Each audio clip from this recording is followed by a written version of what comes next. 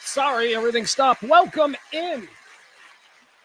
Let's see here. Welcome into the Rant. I am Pugs Moran, live from the Kelly Moore Memorial Studios on the beautiful south side of Chicago, formerly of the what do we call it? The arts district there. No, what? The design district in Dallas. Boy, I've only been gone a couple of months, and I already forgot where it was that we used to do the show from. Oh, of course, the old E-Gallery there in the beautiful design district. Every day we do this show, and what do we do here? Well, we try to bring you a form of talk radio that I don't think exists anymore. It's a form of just normal people sitting around having beers. Everything doesn't turn into, I don't ever want to see you darken my doorstep again. Everything doesn't have to be like that, right? But in a lot of the corners of civilized society that we find ourselves in, we do discover that there are a lot of people who are like that. Now, this show is not for that.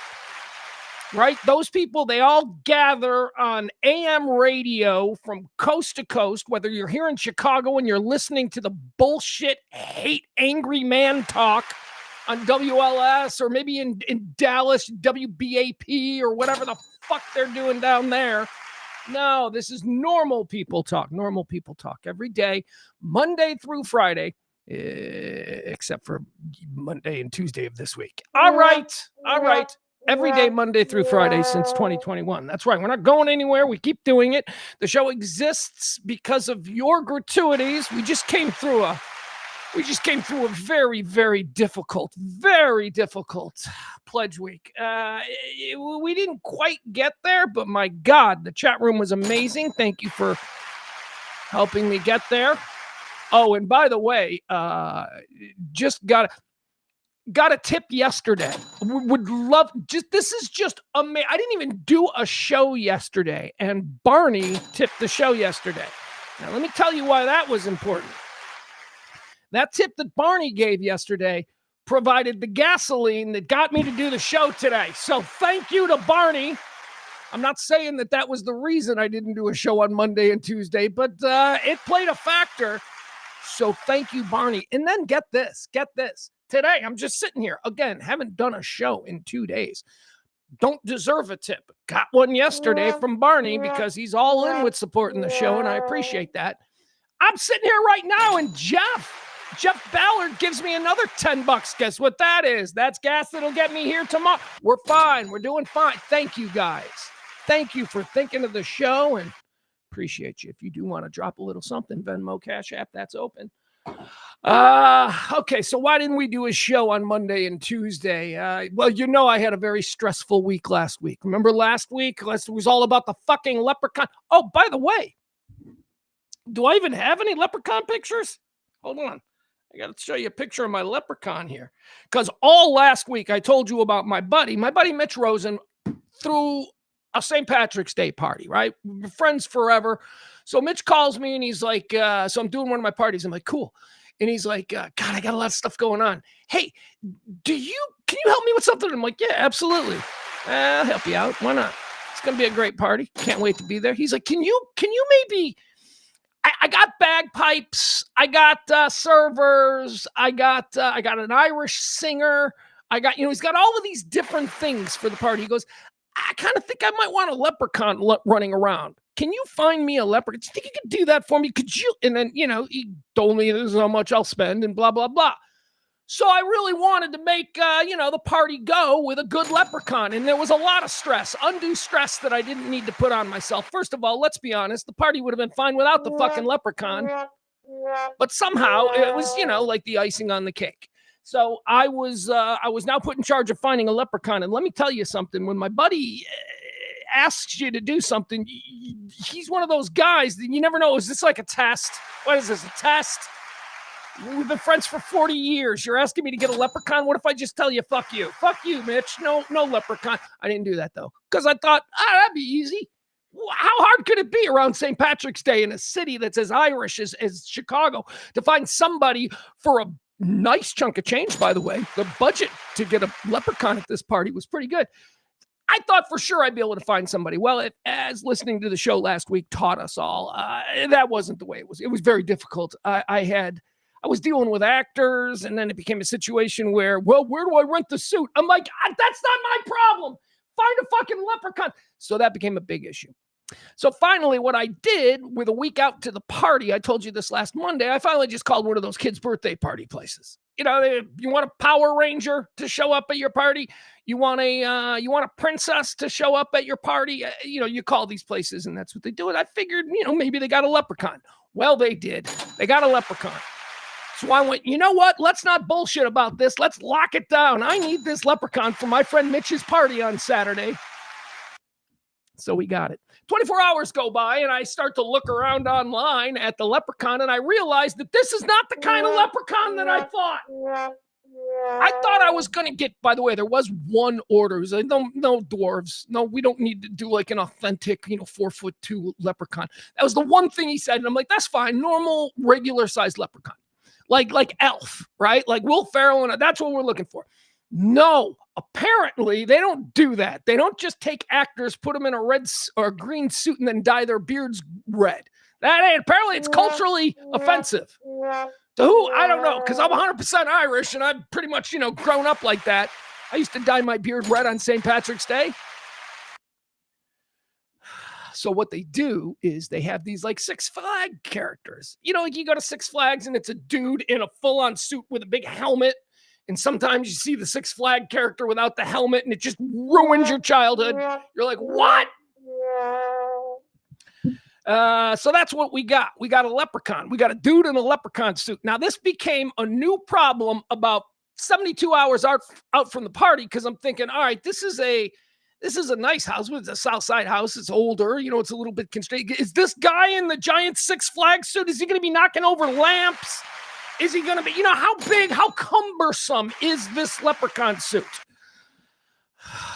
Here's the leprechaun. Let me show you the leprechaun that showed up. All right. I'm just going to show it to you from a phone like this. Look at that guy. Hold on. What? There we go. All right. There we go. That's the leprechaun. And guess what? He was fucking awesome. Score one. Hit of the party was my leprechaun. Tell you something else, though. Bagpipers, all right, it's nice, but you don't want to have bagpipers in your living room. Oh, my God, the noise. Oh, my God, the white Irish noise.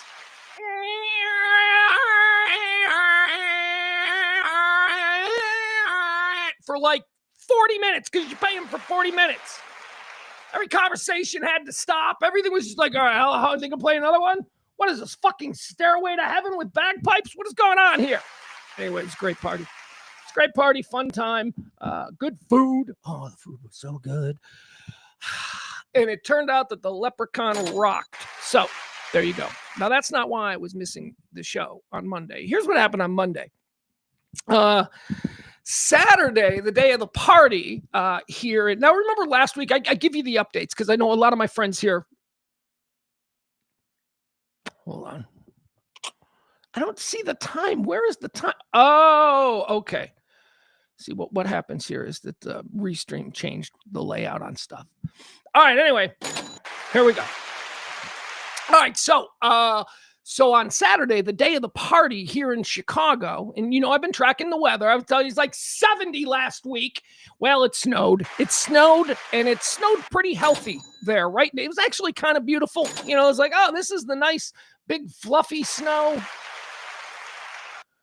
So that was Saturday. And it was just really balls cold on Sunday. And then I wake up on Monday. I'm getting ready to come in here and do the rant. I wake up, I look outside, and we got like a foot of snow. What the hell, man? What the hell happened Sunday night after I turned off the Oscars? What the hell happened between? So, you know what, guys? I love you, but I woke up, I looked outside. I'm like, it's St. Patrick's Day. We're not supposed to be shoveling snow on St. Patrick's Day. So I just called it. I called it on Monday. I said, screw this. I'm not going out. I'm not driving in this shit, this late season blizzard. So that ruined Monday, right? Now, here's the problem. I know you're like, Pugs, but you took Monday and Tuesday off. I had every intention of taking Tuesday off. I was going to tell you on Monday, had I been done a rant on Monday, but I didn't do a rant on Monday. So I couldn't tell you. So that's why but I had every intention of taking Tuesday off. Tuesday was a twofold thing. It was St. Patrick's Day, and it was also Election Day. And, I've been telling you, I got a lot of stuff going on in my world, very other things. I love doing the rant every day, and there's very few things that'll stop me. But, St. Patrick's Day with my mom and Election Day and all that, I'm going to hang out at the house. Why not hang out at the house? So that's what we did. And my mom made a dinner, boy. She had the cabbage and the potatoes and the corned beef, multiple corned beefs going. It was great. It was great because mom ain't been cooking much.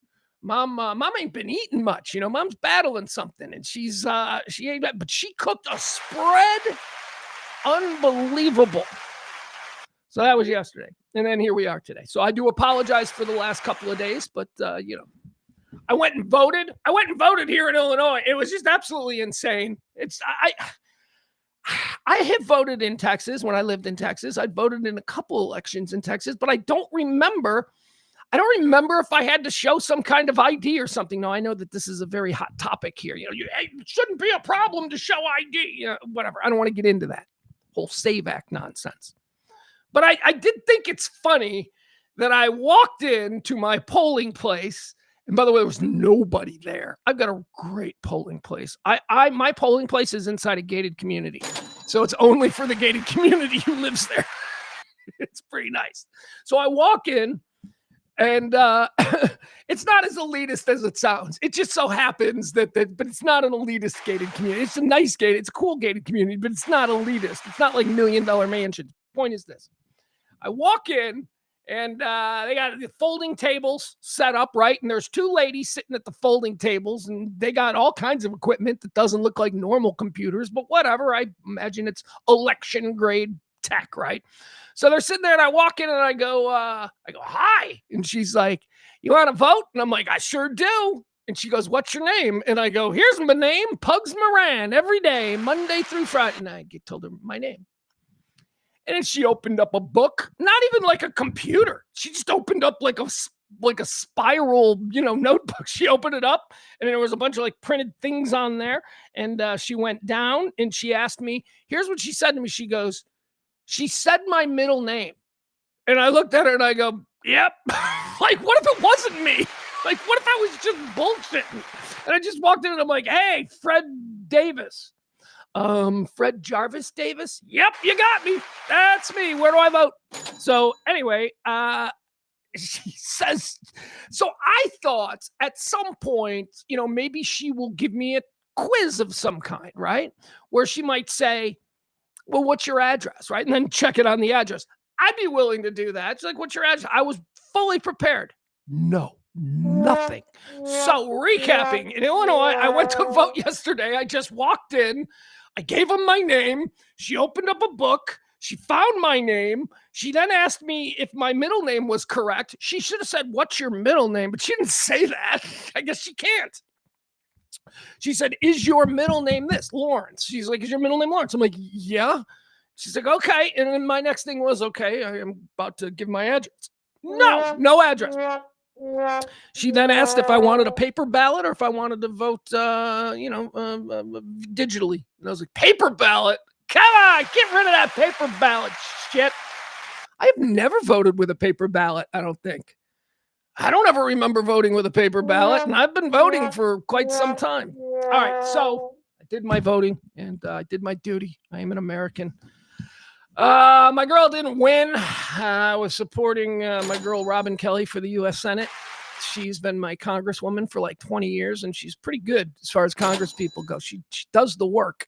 So I thought, man, this might be good to get her into the Senate. And no, she didn't win.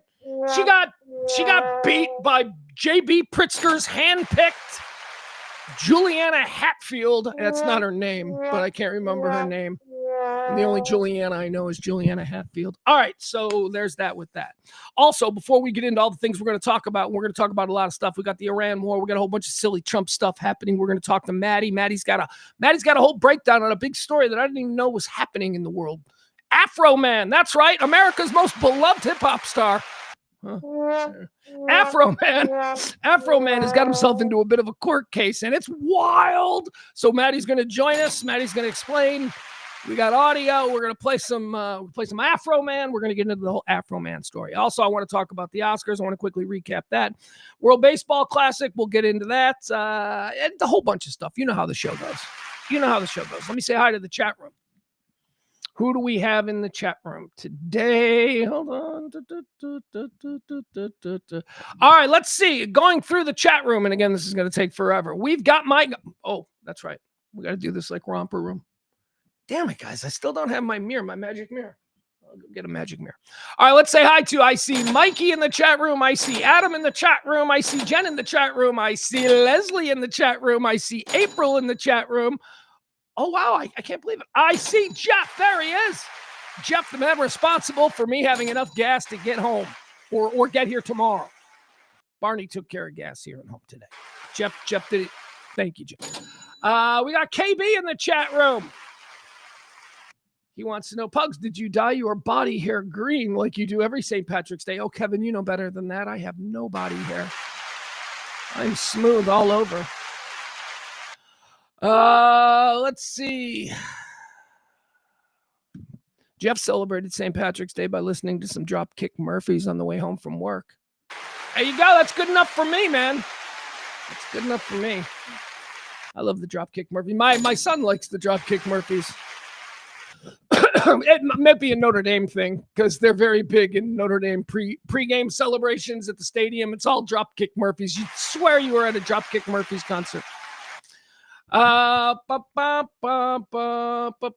Ballard in the chat room talking a little bit about my voting experience. He said, just proving why we need to show an ID to vote. Why? Why does that prove anything? See, this is good. I'm glad I lured you in. Why? Why does that prove? Jeff says, just proving why we need. Why? I wasn't a criminal. I wasn't doing anything wrong. I registered properly and it showed up on the rolls and they asked me. I walked in. I said my name first. So it was on the roll.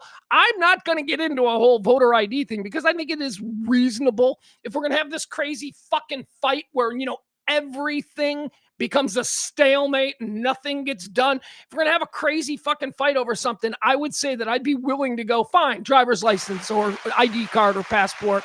Or now we need to fund a new program that gives every poor person in America an ID because that's what we need to do. Okay? Every poor person in America needs an ID. If we are going to, lean into the ID for voting, which I don't think is an altogether terrible idea. I also don't believe there's any such thing as mass voter fraud in this country. Never has been, but that's okay. QAnon can keep talking about it. The president can keep talking about it, but whatever, it's fine. It's fine. Again, not going to die on that hill. When all we do is argue with people politically and socially over every little thing, I'm not going to die on the hill about a driver's license, okay? I need a driver's license to buy alcohol. I whip out my driver's license for all kinds of things. Do you realize that I went to a Walgreens to buy a gift card, and I needed a driver's license? Yeah. I don't know why they needed to scan my fucking driver's license to buy a birthday gift card, but they did. So this idea of, having, it's not such an imposition. Now, the problem does come with, there are a lot of people who are off the radar who don't have these kinds of things, which is why we now need a government program that provides a Po People ID. PO diet, PID, PPID, Po People ID, something. Can we do it? Maybe, I don't know, a tattoo against their will. Yes, that's where we're going. Some kind of barcode. As a poor person, I can speak for them and I can say that sometimes we're not as organized as we should be, so we might lose our ID. Misplace it in a drunken bender one Friday night, left it at the bar, never saw it again, whatever. I can completely understand those issues. That's why we need a barcode. We'll just get a barcode ID. Every baby when it's born, American citizens got all of our credit, all of that stuff. Jeff says Mexico gives everyone an ID. U.S. should be able to handle that. Yeah, absolutely. Well, Mexico gives everybody an ID because they know on some level that everybody's going to try and get the fuck out of Mexico, and they're going to need something for their new place. That's probably why Mexico does it. All right, very quickly, before we get into all the stuff, we're going to run through some stuff again. Very quickly, though, before we do, I got to tell you guys something. I like to tell you when I get excited about a movie. I saw a movie. That's right. I saw a movie. I saw a movie that's in theaters. I saw a movie that was released on Friday. It's in theaters on Friday, and I saw it on Saturday, and I didn't go to a theater because I got some pirate friends. I got pirate friends who hook your boy up. Anyway. Okay, hold on. What's it called? Okay, I saw I saw Good Luck, Have Fun, Don't Die. Sam Rockwell's latest masterpiece. Good Luck, Have Fun, Don't Die. Sam Rockwell. Now, Sam Rockwell is like, I'm so in the tank for Sam Rockwell. I love Sam Rockwell. One of the greatest things I ever saw, I love me some Sam Rockwell and I love me some Walton Goggins. And there was a scene in last season's, what is it, Blue Iguana? What is that show on HBO? Where they all go to it's like Fantasy Island, but like modern, and it's not a fantasy. It's just really rich people who are up to bad things. Blue Opus, I don't know, whatever. Anyway, you know the show I'm talking about, the HBO show. White Lotus. There you go. Thank you, chat room. You were no help there. I got it before the delay, before you guys could tell me. I was trying to think of White Lotus. Anyway, there's a scene in White Lotus last season. It came out of nowhere. It was like not expected, but there was a scene in White Lotus between Walton Goggins and Sam Rockwell sitting in a bar in like Thailand or something. It was awesome. I love Sam Rockwell. So his latest film, Good Luck, Have Fun, Don't Die. I think it was released on Friday. I think it was. I don't know. I think it was. And then anyway, so good, you guys. It is so good. It's the best movie. It's crazy because I saw it the night before the Oscars. I watched Good Luck, Have Fun, Don't Die the night before the Oscars. And I'm like, this movie is better than every movie I saw last year. I liked it better than the movie that won everything. And it's not No Country for Old. One Battle After Another. There you go. It's better than One Battle After Another is great.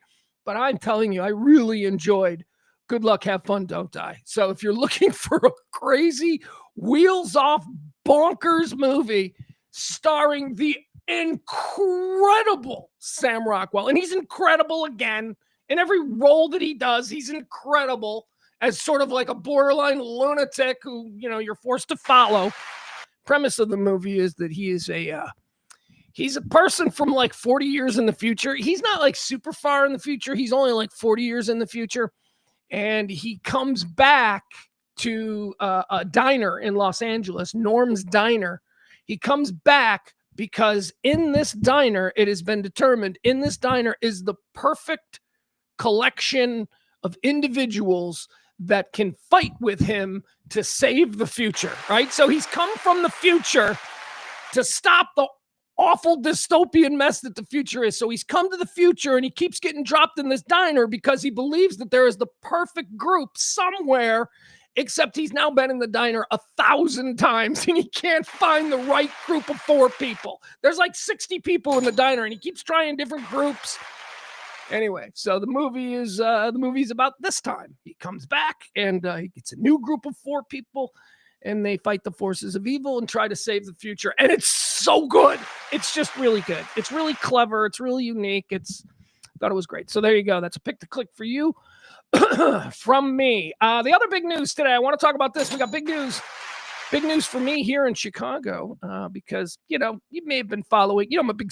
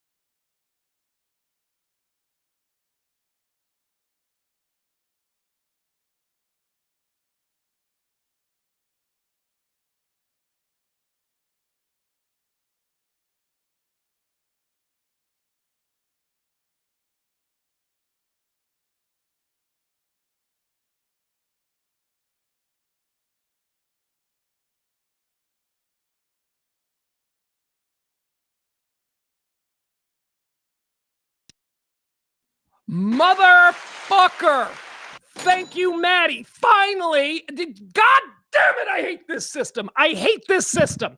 I have to go into the gears in order to put the sound back on. I'm so sorry. I'm so sorry. All right, we're just gonna forget about that whole thing. What? Yeah, I got it. I got it, Maddie. I got it. Okay, she's calling. I got it. Thank you. Appreciate the text. Well, that was humiliating. I feel like I just want to stop the show and not go on now because that's the level of baby that I am. All right, let's talk about what's going on in the world today. Let's run through all the things that normal people are talking about. We'll get to Maddie in about, half hour or so. Let's see here. Well, I was talking about the new stadium. I'm very excited about the new White Sox stadium, but nobody else cares, so we'll move on, and I'll save that for the end. If you're still with me at the very end, I will opine about how excited I am about what the Ishbia brothers have just purchased today. Giant plot of land in a very cool spot, but that's for later. First, let's talk about Iran, right? Because apparently we're in a war with Iran. Here's what I know, okay? I'm not going to give you any specifics. You can endless coverage all over the place of what's happening there. And there is so much happening. It is hard to determine what is the most important thing to talk about because there's just so much happening. There's, things happening in Oman. There are things happening in Dubai. We've got the embassies being attacked in Baghdad. We've got the problems in the Straits. So there's just too much. And I'm not going to I don't want to do just like 2 hours a day on war breakdown, right? That's boring. So there's a lot of shit going on. Here's what we know. Here are the main takeaways for me as far as I'm watching this war. Nobody wants to help us. Nobody. The Straits of Hormuz are basically lost at the present because the mighty United States military, thing that remember I always tell you, we have the most powerful, the scariest, the most imposing military in the world. We have this because we're all fucking stupid and unhealthy in this country. We didn't put a fucking dime into education or healthcare over the past 60 years, but we sure as shit built a lot of missiles. So that's what we got. So we are the big badass on the block, and we're trying to maintain some order there in the Straits of Hormuz, which is, a choke point, they say in military lingo, a bottleneck if you're just making casual conversation.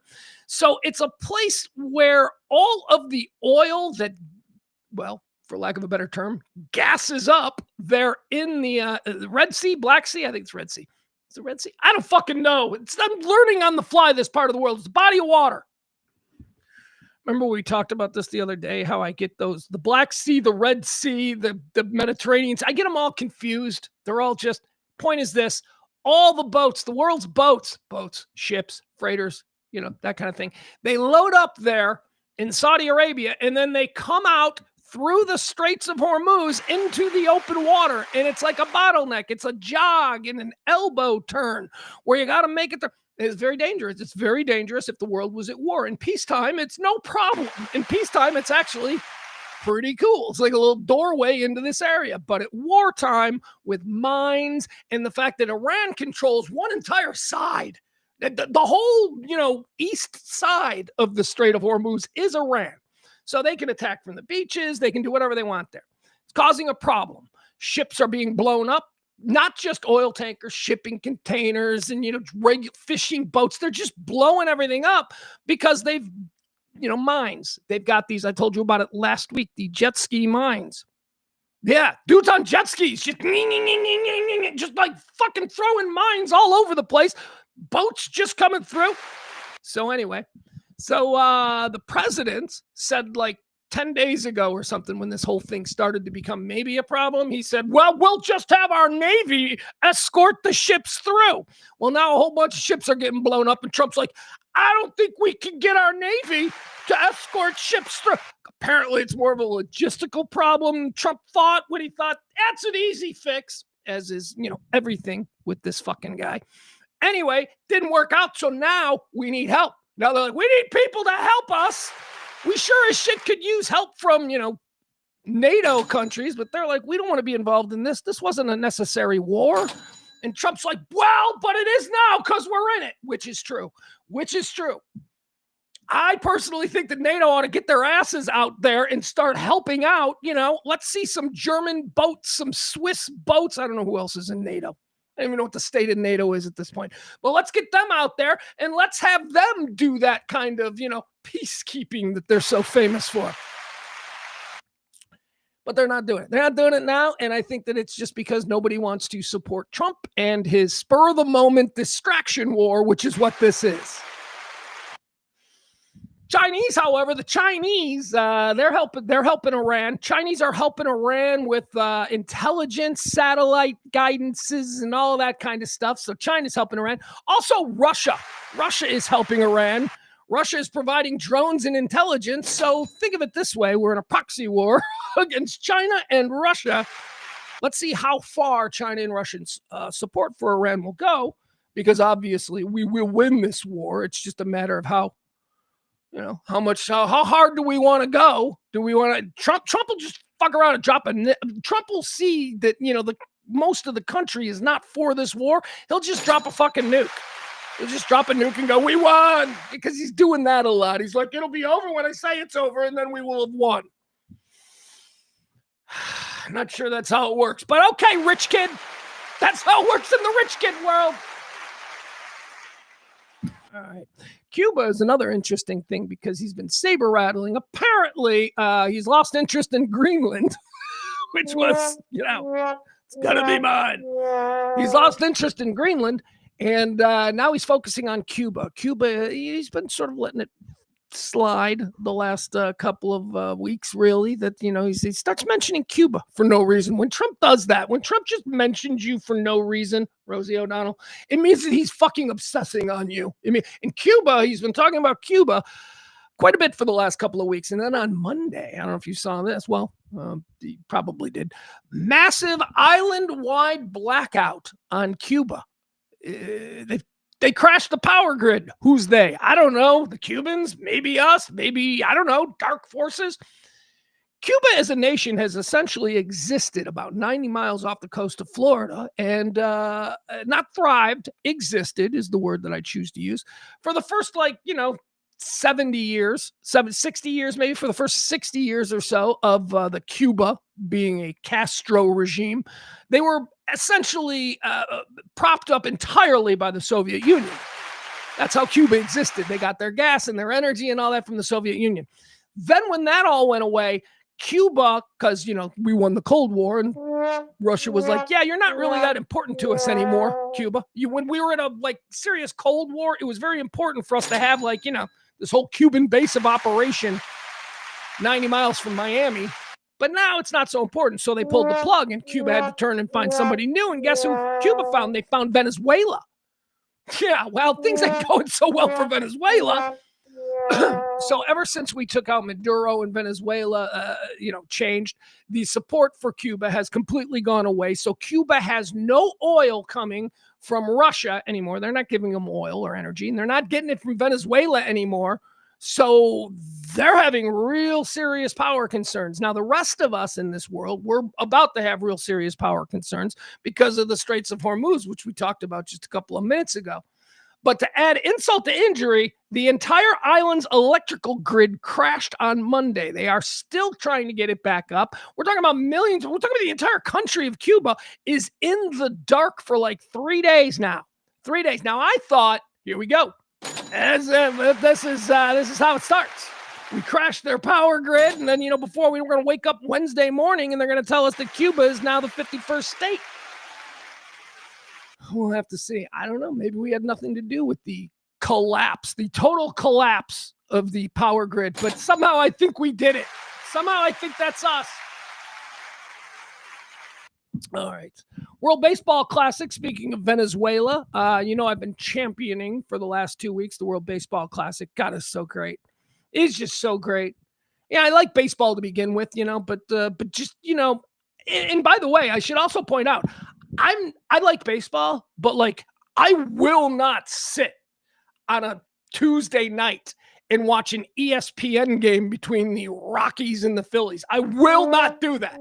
I will not. I will not watch the Mets take on the Giants. I don't fucking care, right?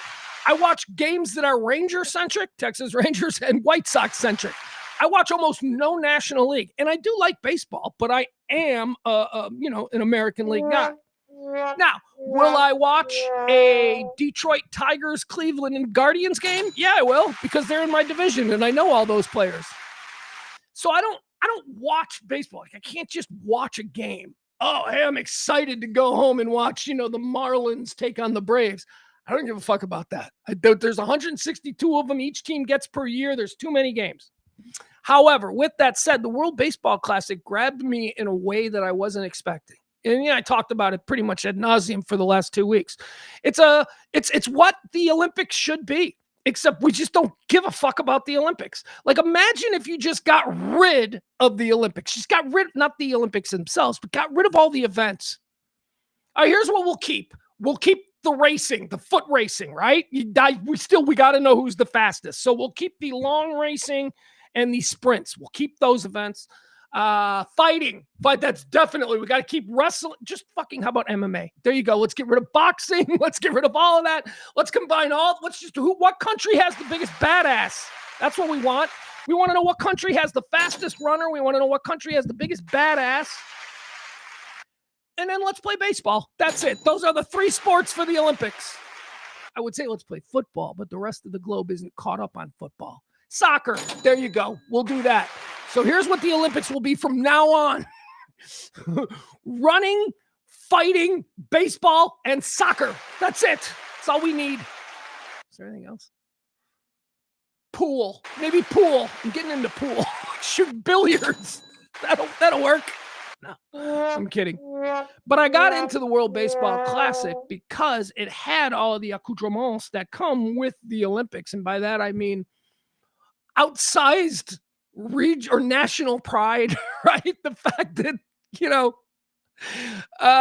Italy, Italy was a great example because Italy was a team that everybody thought was going to be a joke, and they ended up winning Pool B and losing in the semifinals. But whatever, Italy was great. That always makes for a good tournament when a team that nobody expected to do well suddenly starts doing well. So that was great. The United States team was a big disappointment. They were supposed to be the dream team. Here's what happened with the United States Team USA baseball, as led by Mark DeRosa. We're going to get him tomorrow, Mark. I love that joke going around. Mark DeRosa is in trouble, just as a professional.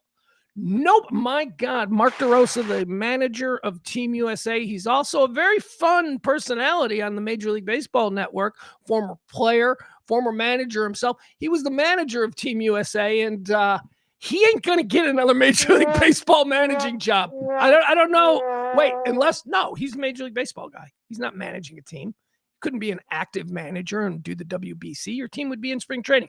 All right. Yeah, no, he's in trouble because DeRosa kind of came off as a dummy, and now he's been branded on social media as a guy who has no idea what's going on. Yeah, we lost last night, but we'll get him tomorrow. It's best of 5, right, guys? No, coach. It's not best of 5. It's over. You lost. So the United States ended up playing Venezuela in the finals, the championship game. It was last night. And, it was a great baseball game. It was just a great baseball game. And the reason that I think that it was such a great baseball game was because there was one team that really, with all of their heart, with every ounce of their fiber, wanted to win this game. And then there was another team that just showed up and was complaining about how uncomfortable the hotel room beds were. That's the American superstars. The American superstars were like, we're Americans. This is our sport. We're just going to win. What happened last year, dude? Or last time? What happened? The United States, Team USA lost to the Venezuelans, a country we literally conquered in real world stuff a couple of months ago. Team Venezuela beat Team USA, Team USA that was supposed to be unbeatable. See, because the last time the World Baseball Classic was played, the championship game became Japan versus the United States, and the United States lost. And oh, how humiliating that was. Japan? What do you mean the United States of America isn't the best baseball playing nation on earth? How dare you? What? That was obviously a fluke when we lost to Japan. So what they did was they did the exact same thing that the men's basketball team did in 1992. They decided that they were never going to be humiliated like that again, and we were going to stack our roster. Our next team is going to be all Hall of Famers. It's going to be Jordan and Bird and Magic. It's going to be all. So that's what Team USA did this year. They went and got a lineup, and I swear to God, I was salivating over. I'm like, this lineup is insane. Where's the hole? Jesus Christ, they got Pete Armstrong batting seventh. It's, oh my God. Crazy. Team USA was insane. And they didn't want it. And guess what? They shit the bed again. That's right. 2 World Baseball Classics in a row. Team USA, the United States of America, is not the best team in baseball. It is the Venezuelans. And let me show you something. This is the difference between us and them. Okay. This is who is this guy? I don't even know what piece of video I'm pulling up here.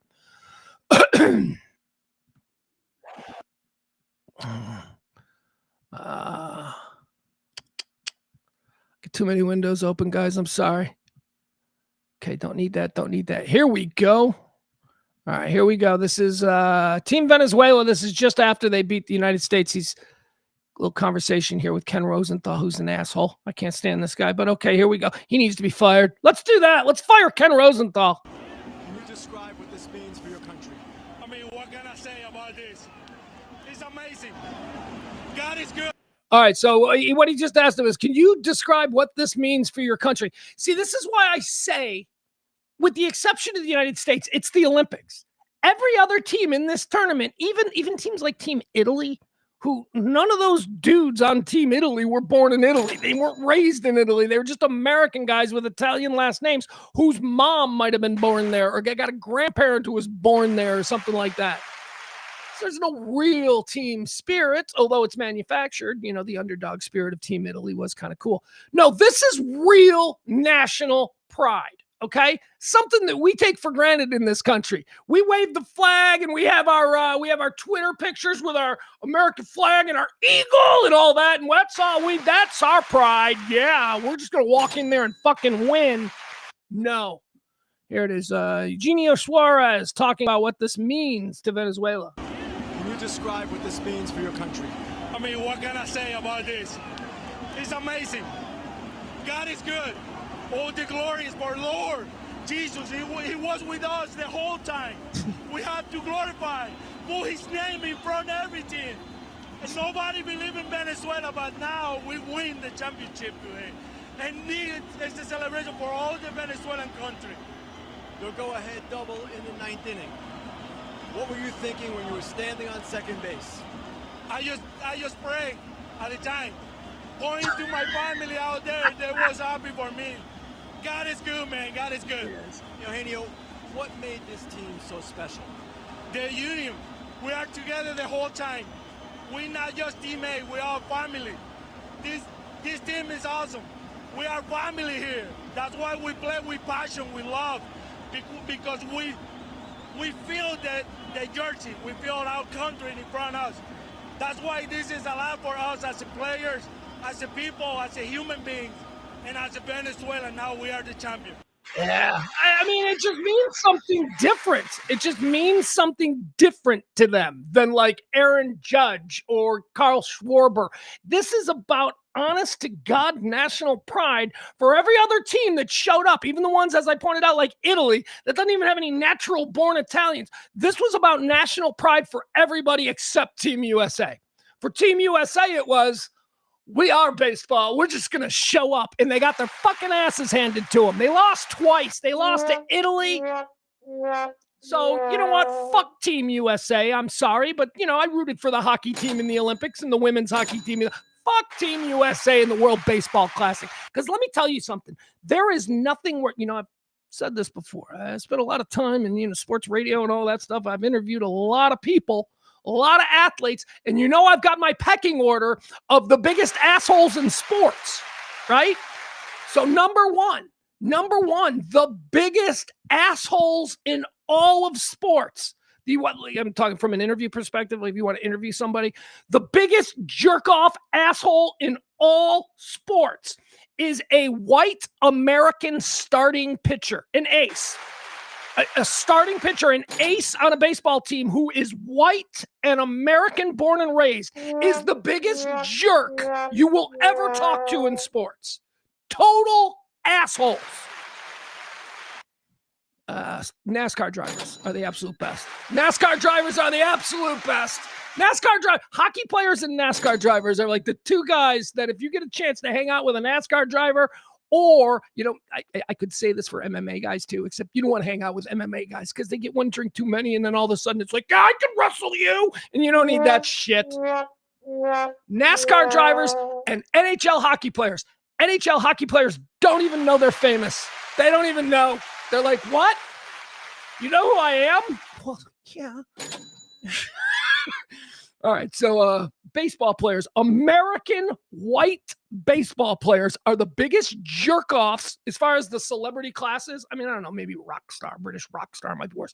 But just keeping it into the sports world, white American starting pitchers, aces, are the biggest jerk-offs in all of sport. They are so much better than you. They can't even believe they're wasting time sharing oxygen in this room with you. Want to know who second is? Wide receivers. NFL wide receivers. They're the fucking worst. They're not as bad. They're not as fucking bad as like a Roger Clemens type. But no, NFL wide receivers are the fucking second worst. Cornerbacks. NFL cornerbacks are then right there with, as they should be, right there with wide receivers being total diva assholes. And then you got your random NBA players. NBA players are oftentimes jerks, but also sometimes nice. I don't know.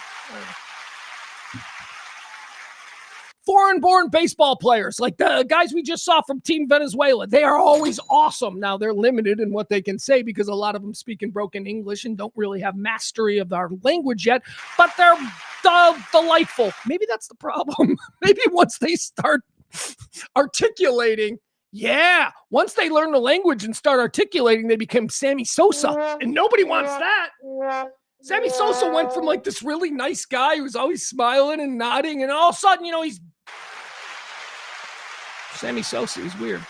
All right, that's enough of that. All right, let's go. Let's see. What else do we have here? We got Maddie coming up. We got to talk to her about some things.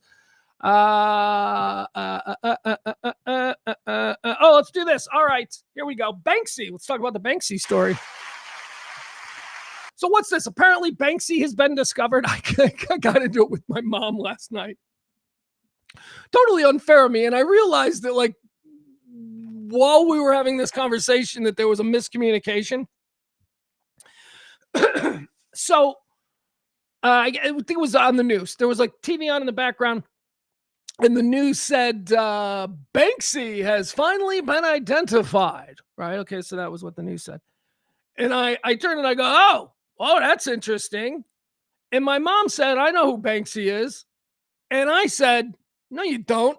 And she goes, I've known who he is for years. Now, of course, she's just talking about what we all know. Banksy, the anonymous artist who's very famous for tagging graffiti art. That's we all know who Banksy is. But what I was saying was we don't know who he is. We don't know what his name is. We don't know where he lives or anything like that. That's been the great mystery, is that Banksy is just a fake name being applied to this famous graffiti artist who nobody knows who he is. And it's been like, 30 years of people trying to find out who Banksy is? Well, apparently we found out who Banksy is. Robin Gunningham, born in 1974 or 1975. So the Daily Mail, which is a newspaper, a tabloid over there in England, they've been on this story for a long time, and they've apparently put years and years of research into just trying to figure out exactly who this person who goes by the name, this anonymous person who goes by the name Banksy, who this person really is. And they recently, yesterday, or maybe it was the day before, they published their big findings. The Daily Mail has determined that Banksy is, in fact, Robin Gunningham. All right, so let me read this. This is, actually, I just pull up the Wikipedia page. That's how we know the story's real, because Wikipedia is now saying his name, Banksy, is Robin Gunningham. Banksy is the Banksy, English-based street artist, political activist, and film director. He's been identified as Robin Gunningham, born 1974 or 1975, although he has never publicly confirmed his identity. Active since the 1990s, his satirical street art and subversive epigrams combine dark humor with graffiti, executed in a distinctive stenciling technique. His works of political and social commentary have appeared on streets, walls, and bridges throughout the world. His work grew out of the Bristol underground scene, which involved collaborations between artists and musicians. Banksy has said that he was inspired by the graffiti artist and musician Robert Del Naja, also known as 3D, who is a founding member of the musical group Massive Attack. Now that's interesting because for a very long time, Robert Del Naja, aka 3D, the lead singer of Massive Attack, was the leading suspect in who really is Banksy. So we're finding out that Banksy is not the lead singer of Massive Attack, but probably a pretty good friend of the lead singer of Massive Attack. Banksy displays his art on publicly visible surfaces such as walls and self-built physical prop pieces. He no longer sells photographs or reproductions of his street graffiti, but his public installations are regularly resold, often even by removing the wall on which they were painted. Yeah, we've seen this a couple of times. There was a couple of years back, right? Somewhere in England, Banksy tagged a brick wall on the side of like a bookshop or something. And the owner of the building was like, yeah, we're just gonna take that whole section of wall out because it's now a Banksy and it's worth something. So they just take the wall and replace it. I don't know how you do that, but then again, I'm not a construction guy. A small number of his works are officially, non-publicly, sold through an agency that he created called Pest Control. Banksy directed and starred in the documentary film Exit Through the Gift Shop, which made its debut at the 2010 Sundance Film Festival. I've never seen that, but I've heard it's good. In January 2011, it was nominated for the Academy Award for Best Documentary Feature. Banksy received the Person of the Year Award at the 2014 Webby Awards. Oh, that's something. All right, here we go. Let's get into the identity here. So this is the big story. Banksy has not confirmed his name and identity publicly, and it has been the subject of much speculation. In a 2003 interview with Simon Hattenstone of The Guardian, Banksy was described as white 28, scruffy, casual jeans, t-shirt, a silver tooth, silver chain, and silver earring. He looks like a cross between Jimmy Nail and Mike Skinner of the streets. I don't get either of those references. I don't know who Jimmy Nail is. An ITV News segment in 2003 featured a short interview with someone identified in the reporting as Banksy. Banksy began as an artist at the age of 14, was expelled from school. How do you know all of this about his past, that he was expelled from 14, but you don't know his God legal name? The Mail on Sunday claimed in 2008, the Mail is who is releasing the new name today that we have. The Mail on Sunday claimed in 2008 that Banksy is Robin Gunningham, born July 28th, 1974 in Yates, 12 miles from Bristol. Several of Gunningham's associates and former schoolmates at Bristol Cathedral School have corroborated this. And in 2016, a study by researchers at Queen Mary University of London using geographic profiling found that the incidence of Banksy's works correlated with the known movements of Gunningham. I mean, imagine that. You're just a dude who in your spare time is one of the world's most famous artists that nobody knows. So, but you got people, you got like tabloid newspapers, because I wonder if in his personal universe people knew. Like, does Robin Gunningham have a girlfriend, and does the girlfriend or a wife or whatever, and does she know that he's actually Banksy? Like, does he have to explain why the fucking reporters are chasing him down the street when he is, to the outside world, nothing more than a struggling local artist? I don't know. The Mail on Sunday claimed that Banksy is Robin Gunningham. According to the Sunday Times, Gunningham began employing the name Robin Banks, which eventually became Banksy. All right, that makes it Robin Banks. So his fake name was Robin Banks, and then that became Banksy once he became famous. 2 cassette sleeves featuring Banksy's artwork from 1993 for the Bristol band Mother Samosa exists with Gunningham's signature. Ooh, that seems to be some evidence. In June of 2017, DJ Goldie referred to Banksy as Rob in an interview for a podcast. Oh, what a dick. What a dick move. Okay, so DJ Goldie, who is somebody I don't know, but apparently they're important enough to be interviewed by some rando podcast. So this was Goldie, DJ Goldie. He knew what he was doing. He was asked, probably because maybe it's known that he knows who Banksy is. So he was asked, and he's like, oh yeah, well, that's so Rob. That's so Rob. That wasn't a mistake. That was just him trying to be cool. Yeah, I call him Rob. You all call him Banksy. I won't give the last name because I know something that you don't. Let's see here. What else do we have? Banksy and Rob. In an interview with the BBC in 2003, which was rediscovered in 2023, reporter Nigel Wrench asked if Banksy is called Robert Banks. Banksy responded that his forename is Robbie. A 2026 Reuters investigation also identified the artist as Gunningham based on evidence including a signed confession after his arrest in 2000 for vandalizing a billboard in New York. Ooh, they had to go all the way back and find like New York arrest records. That doesn't seem like it would have been that hard. Why did it take 30 years to find this guy? Why do we care even? I mean, I don't care. See, it also identified the artist as Gunningham based on evidence including a signed confession after his arrest in 2000 for vandalizing a billboard in New York. The vandalized billboard and arrest had previously been attributed to Banksy by his close associate Steve Lazaridis, another name that has a hyperlink suggesting he's important. I don't know who Steve Lazaridis is. The investigation stated that in 2008 he had changed his legal name to David Jones, though Banksy representatives have disputed the findings. All right, hold on. Trying to find the most recent. I mean, I should have just pulled up the big news story. It's a big news story. I went to Wikipedia because I thought that was going to be better, but hold on. What I don't want to do is go to. All right, here we go. Banksy has been unmasked, but does this major investigation. Oh, so it was Reuters. That's what it is. It's Reuters. What to know about Banksy and the street artist's identity, the secret life and hidden millions of the man who's now been outed as Banksy. All right, there you go. That's all we needed. That's it. We know who he is now. He's a guy named Robin Gunningham. Here, I want to do this. We're going to take a break and then we're going to bring Maddie in and she's going to talk about the whole Afroman situation. You remember Afroman? I barely do, but it's funny. So we're going to get into this. I wanted to show this. This was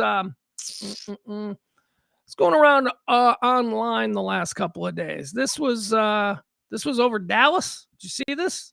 I'm sure you did. Well, I mean, I don't know if you saw it with your own eyes, but certainly as a video that's circulating online. Let's watch this. This is over Dallas on Sunday. All right, we don't need their fucking music. Guys, if you're going to record in your car something cool that's going on, don't have the fucking radio on. Okay? Couple of things. One, it'll limit how you'll be able to use the clip because now you got a whole copyright situation you got to deal with. Turn your fucking radio down. All right, so we'll just do it with no sound. All right, so this was over the sky. Look at this. Over the sky in Dallas, Sunday. Claim it's a meteor. I asked AI. Look at all the other planes too. Like this is, DFW airspace with, I almost said Midway and O'Hare, with Love and DFW. That shit's, it's heavy airspace. So, I mean, we see this thing here. We'll go back here. See this thing in the sky. We see other airplanes in the sky. There are other planes in the sky. Are they seeing this thing? There you go. So here's another plane in the sky. Here's another plane in the sky. All right. So this was Sunday night. It was a meteor that was appearing to change direction. In other words, they say it was a meteor. Probably has something to do with SpaceX. Let's not kid ourselves. We're going to be seeing a whole lot of crazy shit over Texas. We have been seeing a whole lot of crazy shit over Texas. A couple of months ago, I told the freakiest thing that I ever saw was that SpaceX, I don't know if it was coming back in. I don't know what the fuck I was looking at, but it looked like a train in the sky. Remember I told you it was all, and we've seen these. I mean, they're all over YouTube. The people are seeing them all over, and it has something to do with SpaceX. but it was like a train in the sky. It was the freakiest thing that I'd ever seen because, you know, you look up at the sky, you're used to expecting to see nothing, stars, or airplanes that you immediately clock as being normal airplanes. But when you see something weird, it stands out. So this was... all right. Well, now we're looking at her phone. All right, whatever. Anyway, that happened in Dallas on Sunday night or Monday night. It got a whole lot of attention. A lot of people were talking about it. How about Tuesday night? This is last night in Los Angeles. Now let's look at this.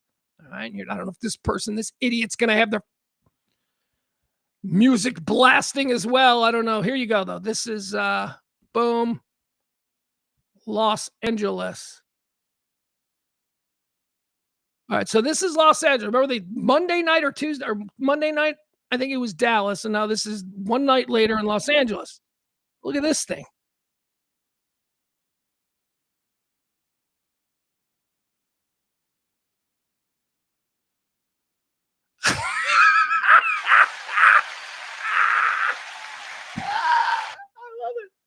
They're filming this thing. This is in LA. She's obviously an actress. She couldn't be bothered by what's happening. She just wants to talk about, you know, how she's being seen for roles. I think my agent thinks that I'm like in my... This is, guys, I tell you, actresses are the absolute worst. It is always about them, no matter what. The two guys she's with, they're transfixed by this very unique and odd thing they're seeing in the skies over Los Angeles. Her... she wants to know how old her agent thinks she is. Just love her.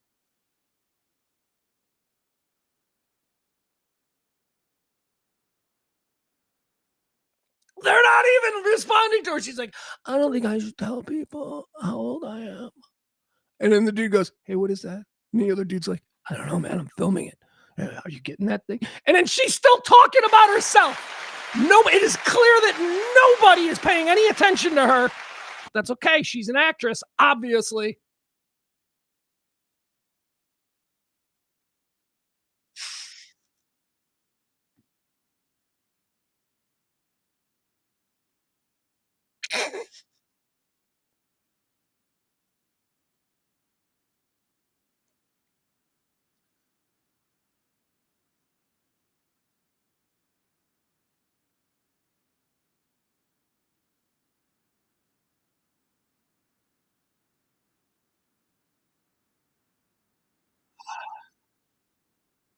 All right, hold on. Did that not share? Fuck me. I got way too many windows open. Holy shit. Banksy can go. Banksy can go. All right. Sorry. I hear. I don't know if we could hear that. All right, one more time. I want to play this whole thing for you. By the way, this is a SpaceX rocket. They are absolutely right. So we don't know what the hell exactly the thing is over Dallas. Very similar kind of experiences. All right, here we go. Let's watch it one more time. 37, 38. I don't think I should tell people how old I am. Dan, what is that? I don't know. I'm filming it. I'm pretty sure my manager also thinks I'm like in my 30s. Nobody cares, baby. Everybody is talking about what they're seeing. I don't think I should tell people my age. I don't think I should tell people how old I am. Dan, what is that? I don't know. I'm filming it. I'm pretty sure my manager also thinks I'm like in my 30s. Is it a rocket? It might be a rocket. It looks very SpaceX-y to me. It's coming here. If it is, it's going to be wonderful. Oh, wow. There's definitely a line there. Oh, wow. Yeah. This is a great SpaceX viewpoint. It's SpaceX, by the way. Absolutely. That's absolutely SpaceX? Yeah. I thought SpaceX was white. Oh, No, this is SpaceX. wait, SpaceX or, I mean, it's from, you're saying it's from This SpaceX. is like the best. So it's clear to her that they are not talking about her and her agent and how her agent views her for prospective roles. So she's just going to shut up and wait for her time to talk about herself again. Meteor I've ever fucking seen. Are we watching a meteor right now? Oh, she's... I mean, I've never seen anything in the sky that looks. Okay. All right. They just explained, but she wasn't listening because she doesn't listen to when they talk. They just explained that it's a SpaceX rocket. And how does she respond? Are we looking at a meteor right now? Actress. like that. Are we watching a meteor right now? I mean, I've never seen anything in the sky that looks like that. I like how they just ignore her too. They're not answering her. Whoa, it's losing. Okay, the tail's changing color now. Yeah, look, it's like a rainbow. It's going up, so. Green. Wait, when you say do you mean it's Starlink? Is that what you're saying? Yeah, it's a satellite. It's a rocket. Oh, Oh, that might have been a meteor, dude. No. it just disappeared. It was a meteor, burned out. Wow. That was like maybe the best meteor. All right, there you have it. It was, in fact, a SpaceX rocket, a part of the Starlink system. That's what I saw. That's what I saw in the sky that freaked me out like 4 months ago when I was walking the dog in Highland Park, Texas. I saw Starlink, and if you've ever seen Starlink in the sky, it's quite shocking. It looked to me like Santa and his tiny reindeer here. Let me see. It will give you an example. Starlink in the sky. Look at that. It's the first damn thing that comes up. And it looks like a train. Yeah, here it is. It is so cool. All right. So this is Starlink. This is something that you will see regularly in the skies over Texas. Freaked me the fuck out. Here.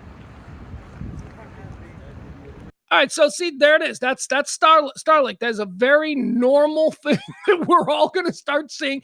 Doesn't it? See what I mean? How it looks like a train? Like I was like, it would almost look like Santa and his reindeer or some kind of. But this is what starts. So this is not what was seen over Dallas on Sunday.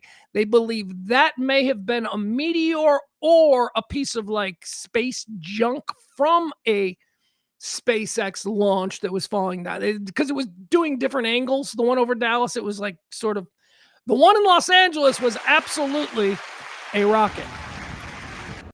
Look at that. Look at how freaky that is. I mean, so I am. Where is this? Where is this one? Hold on.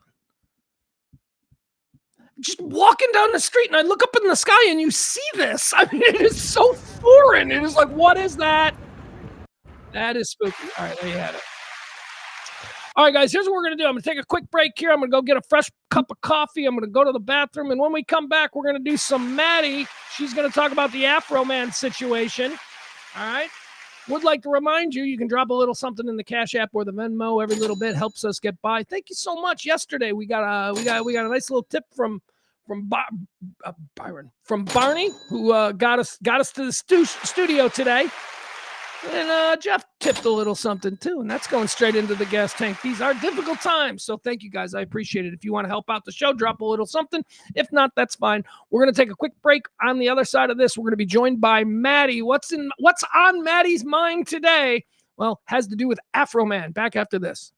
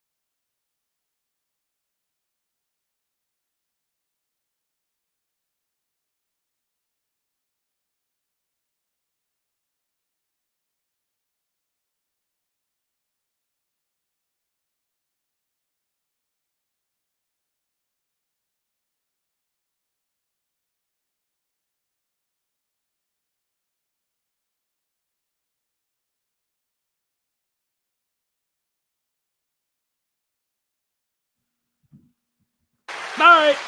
I don't know what's going on here. Beep. There you go. Having some technical issues here. Yeah, I just hit a vape. I hit a vape. I was feeling a little bit run down. I don't do that much. I typically don't like to be, but I take the edge off. Why? Because we're about to talk to Maddie. That's right. It is Wednesday, so we do What's on Maddie's Mind. And today, I believe the subject is Afroman. All right, let's see. Hold on. I'm not hearing it in my headphones. Hey, hold on. All right, let's try this again. Yeah, hold on. All right, there you go. Say hello. Board on fire? There you go. No. Just dead chords. Just everything is like, rigged together. So we had a dead chord there and it didn't work. And I knew it wasn't going to work. I was actually just testing it to see if it did work, and it didn't. So I had the working chord right next to it ready to go. All right, Maddie joins us, whenever she's got something on her mind.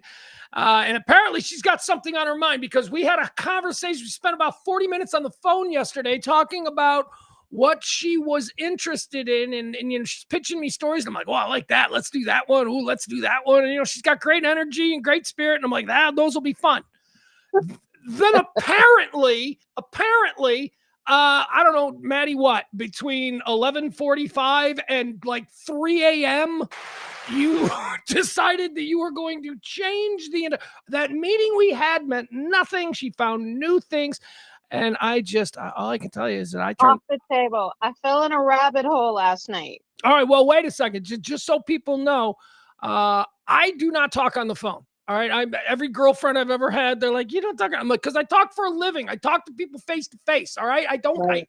I feel like I lose my intuition talking to people on the phone. I like to look at people's eyes and judge their body movements. And, I like to, like that. So I'm not good on the phone to begin with.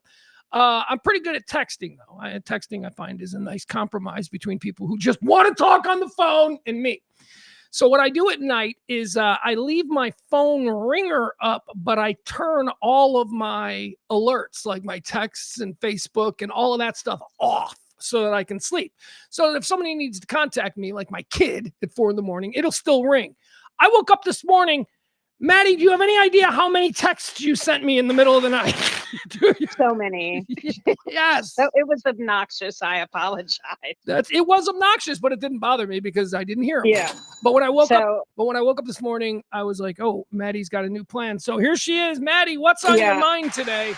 And well, I have a confession. I am an insomniac, so I often doom scroll very late at night, trying to clear my brain of the day's anxiety-ridden whatever have happening in my career world. But I stumbled upon this story, and now it is being covered in the news. But last night I really couldn't find much about it. I found this on. I never heard of this story. I never heard of it, and I do a show where I read every newspaper every single day. Yeah, so this story was new to me. You got my attention.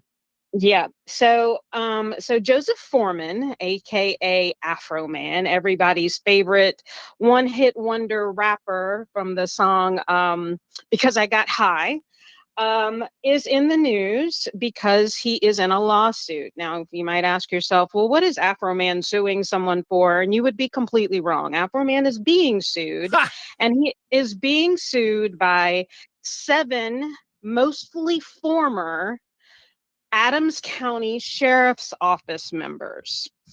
So from what I can piece together, Pugs, back in 2022, Afroman's home got raided, and they had a warrant for this investigation, and the warrant was there to search for illegal narcotics, but also an accusation of kidnapping, which is really weird.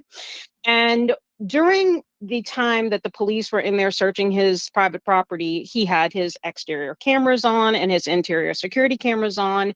And ultimately, they searched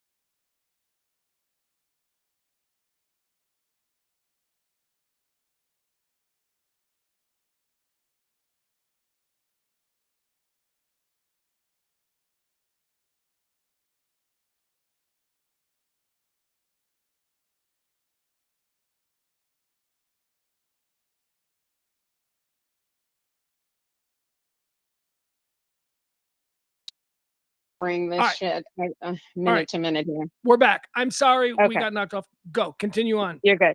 Okay, so they searched his home. The search warrant cited illegal narcotics and kidnapping, and they stayed in his home for quite a while. While they were there, he managed to get, security camera footage of them investigating his home. I mean, several officers, 7 to be exact. And they went through everything, all of his clothes, all of his CDs, what have you. And afterwards, of course, they didn't just like knock on the door and he let them in. They broke his door down.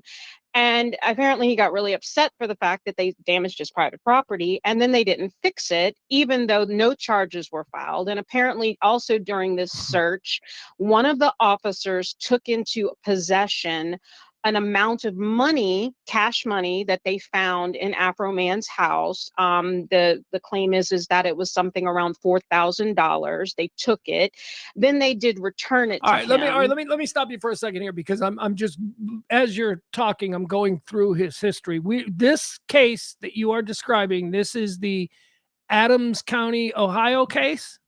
Correct. Okay, because he's got a number of, there's something in Mississippi and other things. Okay, so this was in 2022. It was a raid on his home in suburban Ohio. First of all, that's weird that he just lives in suburban Ohio when he's born and raised in South Central Los Angeles. But okay, all right, continue. Yeah, apparently and I did look into that too. Apparently a while back he moved to Ohio because he wanted a quieter lifestyle, but he still has been doing some rap. Does he live in he should move to like Dave Chappelle's town. Right. Like, why wouldn't he go somewhere where he could like have some like-mindedness? But he moved into this area, which I had to look up because I'm very unfamiliar with Ohio. I would have thought it would have been more of a cultural hub, but he lives in this area called like Winchester, Ohio, which I can only imagine is in the middle of nowhere. Yeah. Hold on. It's like, yeah, very country, very rural. But anyway, so Afroman felt slighted about this in some kind of way. And then afterwards, he went about doing what Afroman did, and he went on this smear campaign. And so he wrote 2 songs that he released independently for himself. And the videos that he self-produced for these 2 songs, he used footage from the security cameras at his home of the police officers raiding his property. And the songs were obviously very poignantly, the content of was about his experience with the Adams County Sheriff's Office. One of the songs is called Lemon Pound Cake. Okay. And the other song is called Are You Gonna Fix My Gate?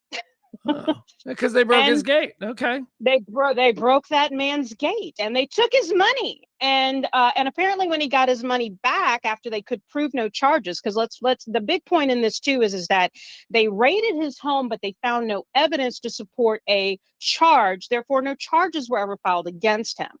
And and I'm not sure about this, but I think that I guess if city officials come in and tear up your personal property and then they don't file a criminal charge against it, I do believe that they are responsible for repairing any damage. Well, they didn't do it, and he was really upset. And when he got his $4,000 back from the gosh, what did they call that? The evidence room, 400 of it was missing. So he began to call these particular police officers any manner of thing. And in these 2 songs, but also all over the internet and TikTok, and during his public appearances, he would hold up various signs calling them thieves, calling them pedophiles, calling them all sorts of things. Now, the 7 mostly now former, because many of these officers have quit their jobs because of the reaction to all of this. Because they got made fun of. They got made fun. They got bullied. They got bullied. Oh. Yep, they got bullied in their hometown, and people were walking up to them at the Starbucks, calling them thieves, asking them if they touch kids.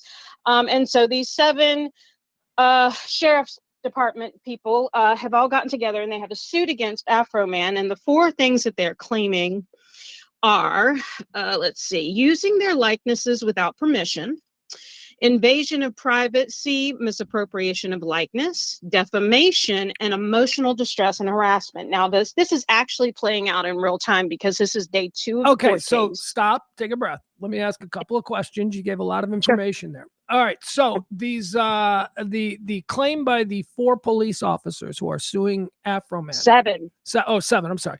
These 7 that are suing. One of the claims is that they were their privacy was violated because he used images of them is in the video, right? That's what this is about.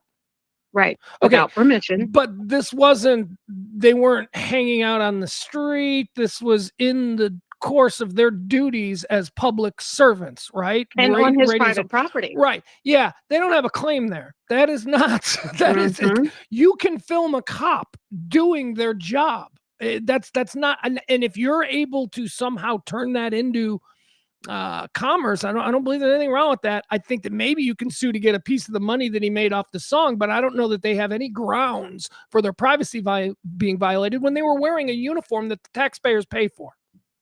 Correct. And they were also aware that the cameras were there because at some point during this filming, they found the cord where the cameras were plugged in and they disconnected it. But that was way far into them already digging around in his private property. Yeah, they tossed his house. You know, oh, who's this, hip hop star coming to rural Alabama? Let's just show this boy what we do here. And they tossed his house and they treated him like a piece of shit. They found nothing. And then he got pissed because he felt targeted. So he made a couple of songs making fun of them, and now they're suing him because they got made fun of.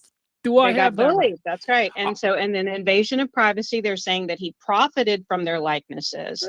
And then, of course, emotional distress because of the bullying. But the real twist in this case is this defamation part. So what we know about how, like, if I wanted to sue you for saying something about me that was untrue, as a regular citizen of the United States of America, you just have to prove that what you said was untrue. However, because of the fact that while this was happening, these guys were civil servants, they were public officers, if you will. Not only does their lawyer have to prove that defamation existed, which is just simply saying that person might have perceived as an untrue statement, they are being held to a higher caliber of defamation, which is called malice of defamation. And so not only do they have to prove that he said some untrue things, but that he did it knowingly, willingly, and with malice. And that cranks up that ratchets up the onus on their lawyer to prove. Now, the really funny part comes into play. No, I'm laughing at a picture of Afroman in court wearing his Uncle Sam suit. Hilarious, right? Is awesome. But the real twist is that, and of course, he's got a lawyer from the ACLU because obviously his defense is that he was exercising his right of free speech. Yeah. He was exercising his right of free expression. And that also, though, literally everything that he said about them, while they did not like what he said, there is an element of truth to all of it, because the insults, if you will, that he threw at them, because as we know, if you want to really get somebody good, the best way to make fun of them is to make fun of them about something that's very factual. So he called one of the officers, pointed out the fact that he had a receding hairline. Well, the guy is bald. And he pointed out that one of the guys looked like Quasimodo. Well, guess what? He has kind of a humpback. Well, we're looking at a picture of that guy. There's a picture here. Yeah, I can see he's a bit of a hunchback in Notre Dame. Like, he's wearing the Smokey the Bear hat in this picture, but you could tell, definitely hunchback, definitely Quasimodo-esque. Right. And then he pointed out that there was one female officer that was part of this that he clearly went after. Hold on. We've got another picture of that cop. This cop actually looks severely disabled. At least in the picture we're looking at on the screen, he looks all hunched over. He's definitely Quasimodo. Yeah, he's definitely okay. Well, that's why they call it a handicap, because from time to time you're going to get made fun of. Right. Like don't be mad at me because I just say the truth. Like, okay. Yeah. So, and then this particular female cop, he made some assertions that she was a man. She sounded like a man. Okay, wait, hold on. There's her. Hold on, we're looking at her now. Okay. She looks a little masculine, yeah. Well, and then when they got her on the stands and they asked her her first question, well, when she spoke, her voice is incredibly deep. So again, the based in fact, he said she sounds like a man. Look, I think she's a man. Okay. Well, wait Pretty a second now. factual Hold there. on. We are look at your screen. So we're looking at a picture of her right now. And if I didn't know, like if you zoomed in a little bit more and, you know, you couldn't really, because like there are some things that tell me she's a woman, but if you just focused on the hair and the face and you told me that, yeah, that's that dude played bass in White Lion in the 90s, I'd be like, yeah, totally. So she doesn't look feminine. She's very masculine. Yeah. Yes, she's very masculine. And her voice is incredibly deep. And I mean, like in this 2026 world we live in, we're not going to guess what her real gender is here. We're not going to discuss the fact that maybe she's, you know, questioning whatever that is, but it could be because damn it, she sounds like a freaking dude. And by the way, these are all things, by the way, that the president of the United States would happily point out were he to be at odds with these people. So we shouldn't be shocked. Trump into Well, but no, I'm serious. This is the level of discourse in this country. We offend people to their face now. We fucking say the worst possible thing because it's win at all costs. So if we're going to be appalled by the behavior, how dare he say that? You just look no further than the president of the United States, who makes fun of everybody for every little thing. All right, continue. Truly. So, you know, and then in one of his statements, he pointed out that there's this one particular cop whose brother has a charge against him for pedophilia, that he's, you know, that and all these things. The guy tried to say that he didn't know anything about it, but turns out his brother does have those charges. So, you know, did Afroman really defame these people, or was he simply telling the truth Publicly. And very publicly? And so, you know, in his mind, like I said, he's defending his right of free speech. The ACLU's lawyers obviously standing in there saying the same things and completely poking holes in the idea that this malice defamation even exists, because did he say unfactual things? Everything he said has some foundation of truth to it. So it's been a pretty funny trial so far because these people are clearly very upset by what's happened. They have truly been bullied. Most of them have now gone on to quit their jobs because this lens of public scrutiny that has been cast upon them has been far too heavy a weight to bear. It has affected their lives. One of the officers said that this has caused him a great deal of personal harm and pain, because Afroman, in one of his song lyrics, said that he slept with his wife, and then asked on the stands, well, did that actually happen? He said, well, I don't know. So clearly he's questioning the fact that his wife actually had an affair with Afroman at this point. Nobody's actually confirmed or denied that to this point, right at the point we're talking about this.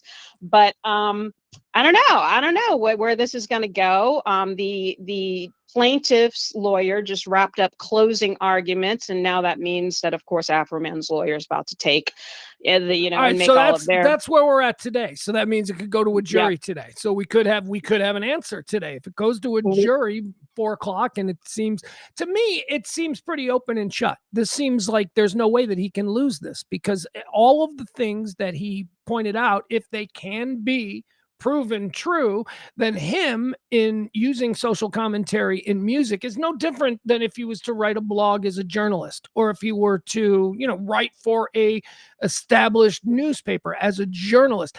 As long as the things that he said about these people are true, then there's no problem. He's just reporting facts. Hurt feelings do not enter into this. Correct. And that is certainly what he is saying. When they got him on the witness stand, he is saying that he was saying true things, that he is an entertainer, a rapper, and a social commentator, that I think he's written a book. He's done some things. I mean, like, we don't necessarily follow the every doings of Afroman, but he's out there. And for Afroman, look, Afroman, you can do the typical programmed response, Afroman, and be dismissive and marginalize him and all that stuff. But if he does want to make an argument in a court of law that he does have a long history of social commentary, you point to his hit song, But I Got High, and how that normalized the conversation about people smoking pot 25, 30 years ago. ago. He did do something. Now, you might not see it as clearly and be like, he's not Martin Luther King of weed, but he certainly can claim a history of being a social activist, because that was absolutely a song that was played on the radio and normalized the concept that people got high all the time. Mm-hmm. Your Honor, I rest my case. And there you go. Bang, bang the gavel, bro. And here's the thing. And Afroman has a following and a very loyal and dedicated base of people, and especially in this little Ohio town, because he's given several concerts and made public appearances, and they've all come out in support of him. And I think that most of them agree that he deserves to have his gate fixed, and he deserves to have his door fixed, and that his children were home and they were terrorized by this event as well, which ultimately led to nothing. They searched his home in his mind for no reason at all and came up with nothing. And then they didn't fix his stuff, and he's mad. He was mad as hell about it. And so there we go. Can you play any part of the song? Here's what we can do. We if we get struck in real time, we're going to play these songs that are pieces of evidence in a court case that we are covering. All right, so we're going to play it. If they strike us in real time, well, we're fucked. But usually what happens is they will strike us after the fact, and then Ed will send an email going, this is news and this is commentary, and then they'll put us back up. So I think we might be safe, because we're covering an ongoing news story of national significance. Correct, and it is. It made the New York Post today, so it is actually out there. People are talking about it. The Post. Well, the Post. You know. All right, let's listen to this. So this is the first one. This is Afroman, Will You Help Me Repair My Door? Now, this is the music video at the at ground zero of this whole thing, because this is the music video that depicts the actual footage from the raid on his home. Okay, well, so I might have to mute my phone at some point because I can't keep a straight face while I watch this, because it's hysterical. And I'm gonna keep the sound very low. Here we go. Let's listen. All right.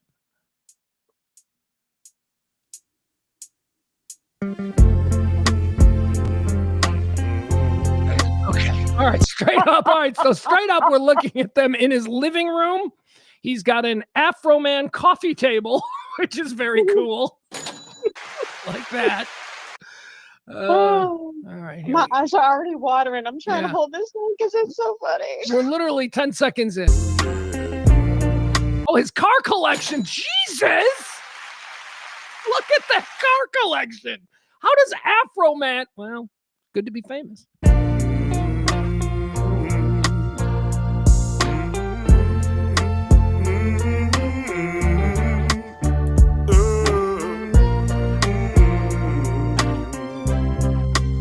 Without really seeing the floor plan, that was kind of funky. If that's like his living room, this looks like an apartment in like a shitty part of town from the interior. Did you see that? Yeah, no. It's a house. He had like land, and he has a big gate outside, so it's not an apartment, but it's kind of a funky setup, though. Yeah. Yeah, no, it's a compound. It's a compound, but I'm just saying the interior looks like, shitty apartment in a bad part of town.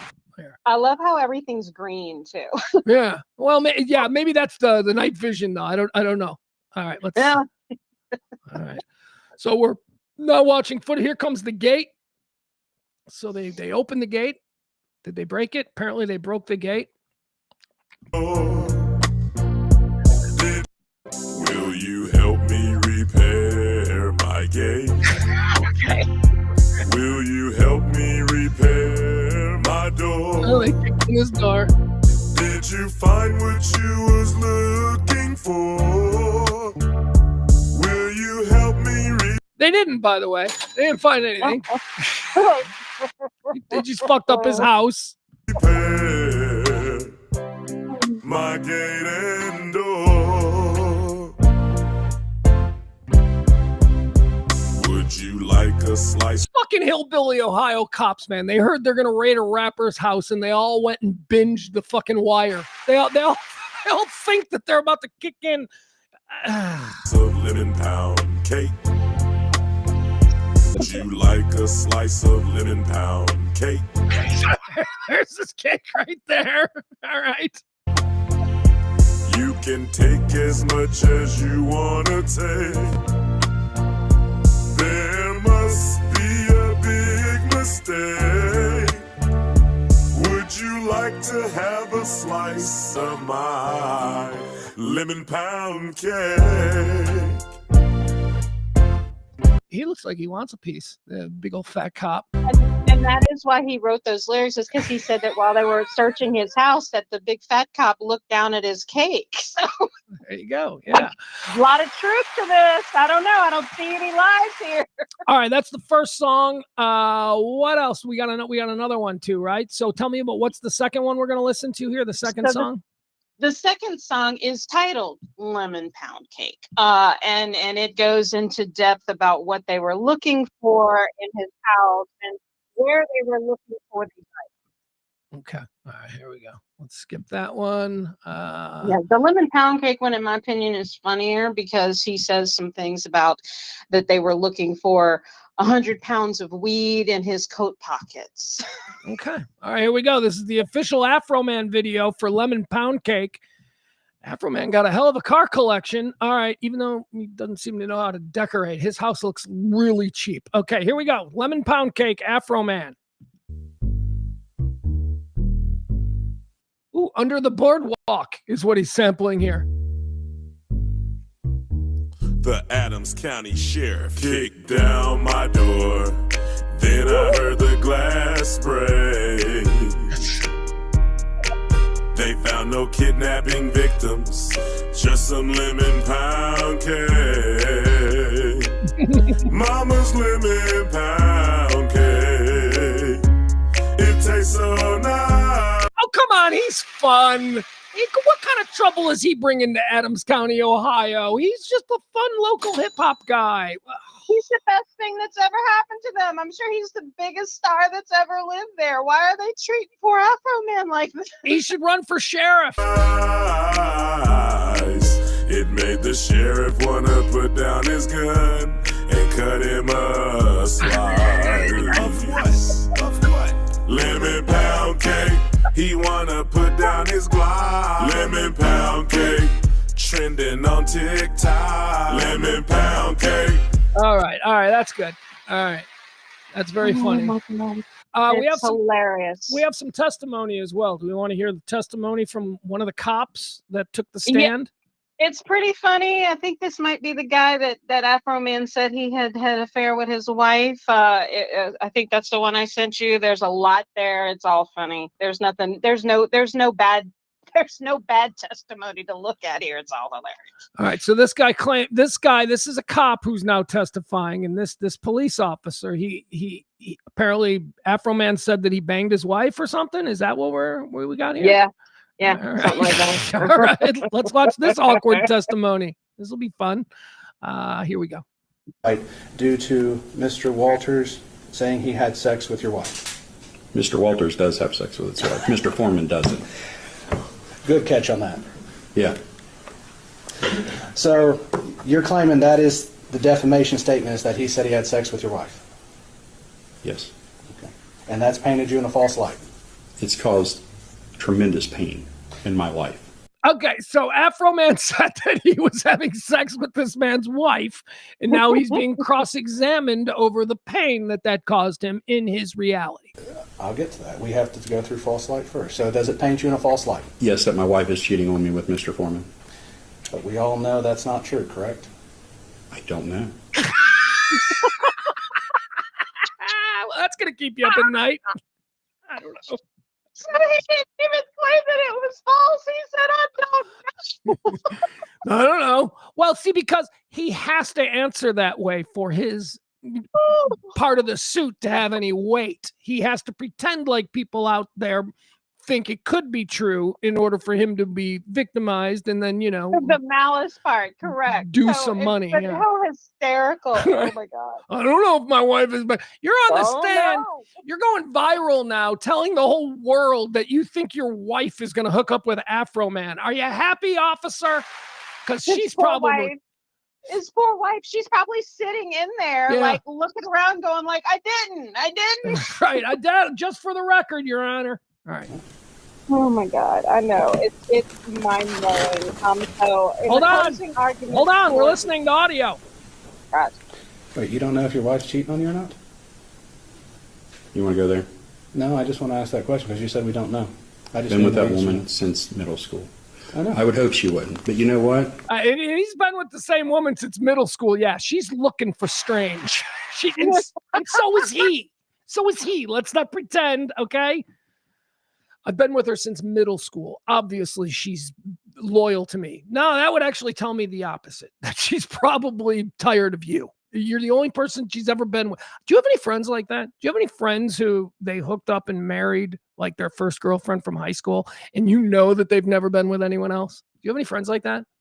I don't. I don't. I've got a couple. I've got Yeah, like yeah. a couple friends that have been married for, good for them, married for like 40 years. But all I can think of is that how limited their sexual experience in life must be. That, I don't know. Anyway, hey, God bless you people who are with the same one person. Once somebody puts it out there for their fun and entertainment, it's out there. And it's a problem. So it's something we cannot verify the truth of?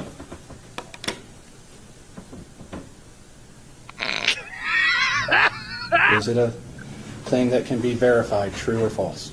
Ask your client. Your Honor, I'm going to ask for a direct the witness to answer the question, yes or no, please. You don't like his answer doesn't mean he didn't answer it. He didn't answer the question. He's told me to ask another person. That is not an answer to the question. So ask him another question. Okay. That was his answer. You didn't like how it came out, but it was his answer. Judge is not friendly to the defense.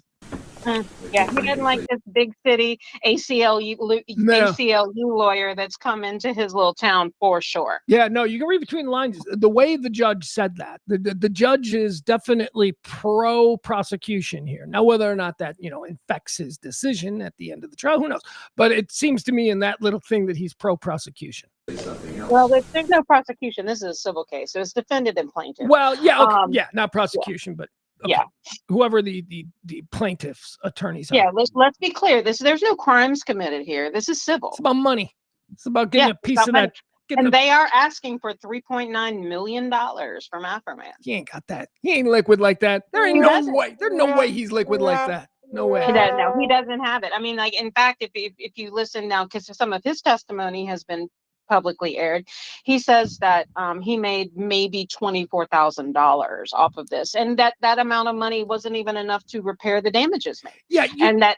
Oh, did he write? Hold on. Does he get writing credit on When I Got High? Hold on. Who wrote the Afroman song Because I Got High? Hold on. Let's find this out. Because who wrote the Afroman song Because I Got High?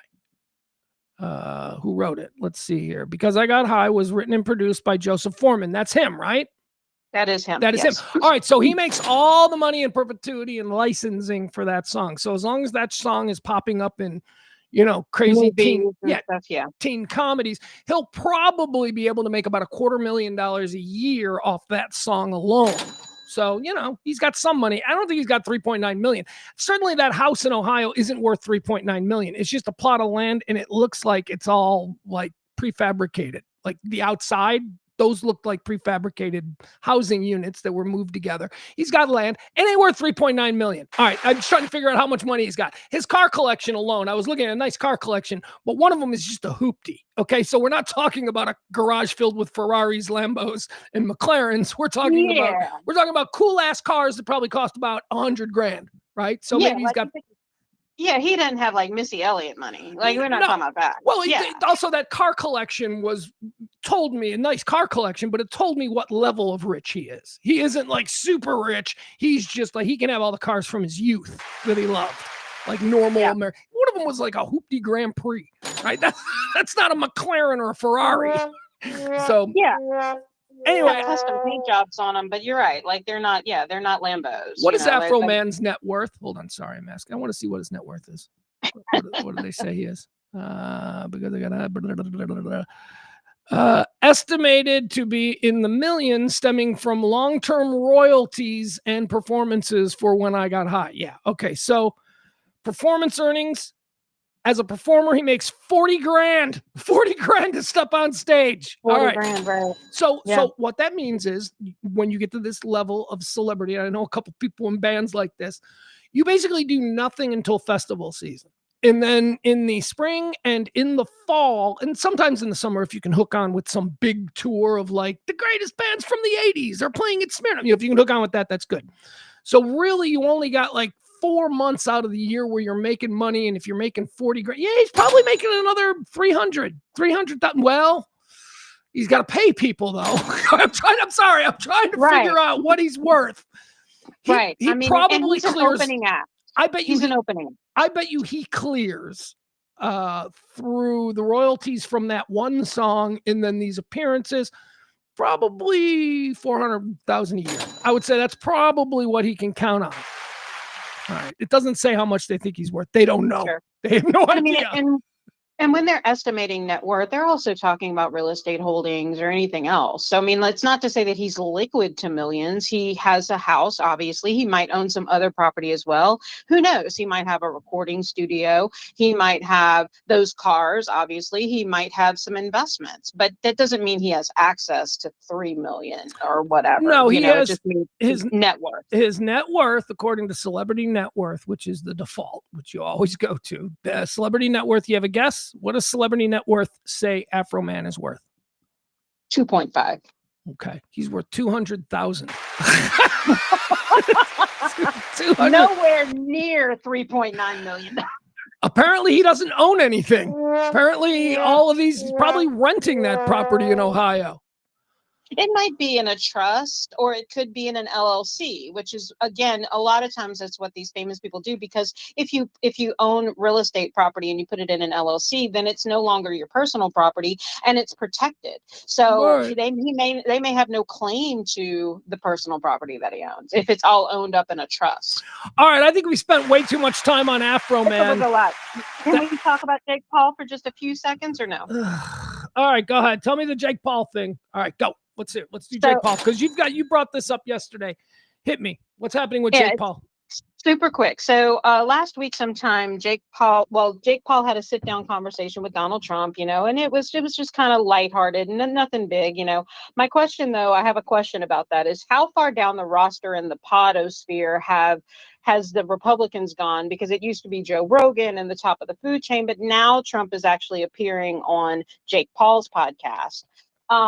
But shortly after, he brought Jake with him to a rally that he was appearing at for, political campaign, fan fundraising purposes, and lightly floated the idea of Jake running for public office, which I thought was wild. But to tag on to that, there's some local news that's happening here in Lake Charles about Jake Paul. And you and I talked about that, which this is the funny part. Let's not get into the political part, is that there is a guy here in town. He owns car dealerships. His name is Grant Navarre. And he has challenged Jake Paul to a fight later this year and put up a $40,000 rare Charizard card. And you looked up the terms of the fight, and I just think that this is really interesting. Yeah. So this guy here, we'll pull up some pictures of him just so you can see who this guy is. He's a bit of a local celeb down there, right?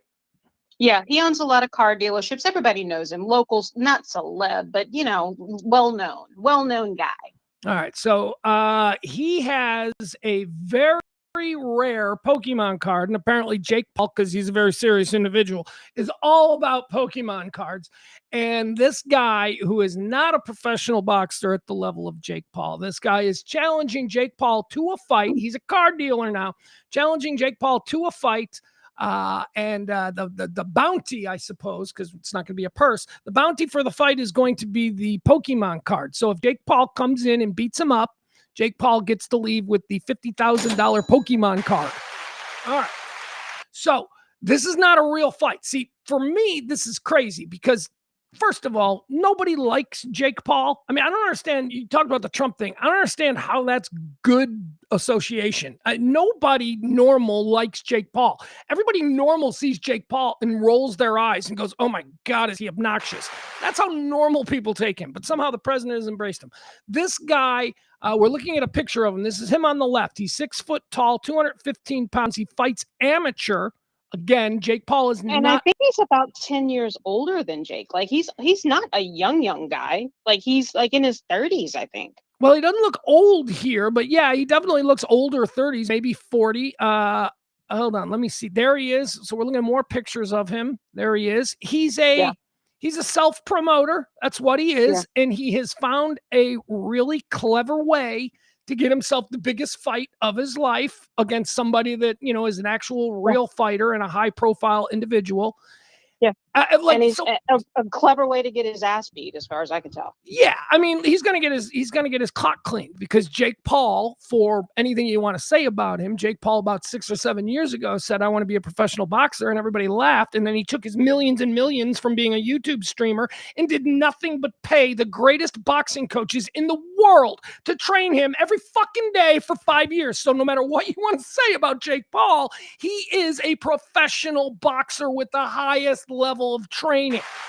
He may not be the naturally best boxer, but he knows what he's doing, and he is going to beat the fuck out of this car dealer. Now, the car dealer is obviously just looking for self-promotion, and he's trying to figure out a way to fight Jake Paul and all of that, and he found the golden Wonka ticket. The Wonka ticket is the Pokemon card. That got Jake Paul's attention because everybody calls Jake Paul out. Everybody knows how famous Jake Paul is and how they can then become famous by simply being a guy that fights Jake Paul. So everybody is constantly calling Jake Paul out.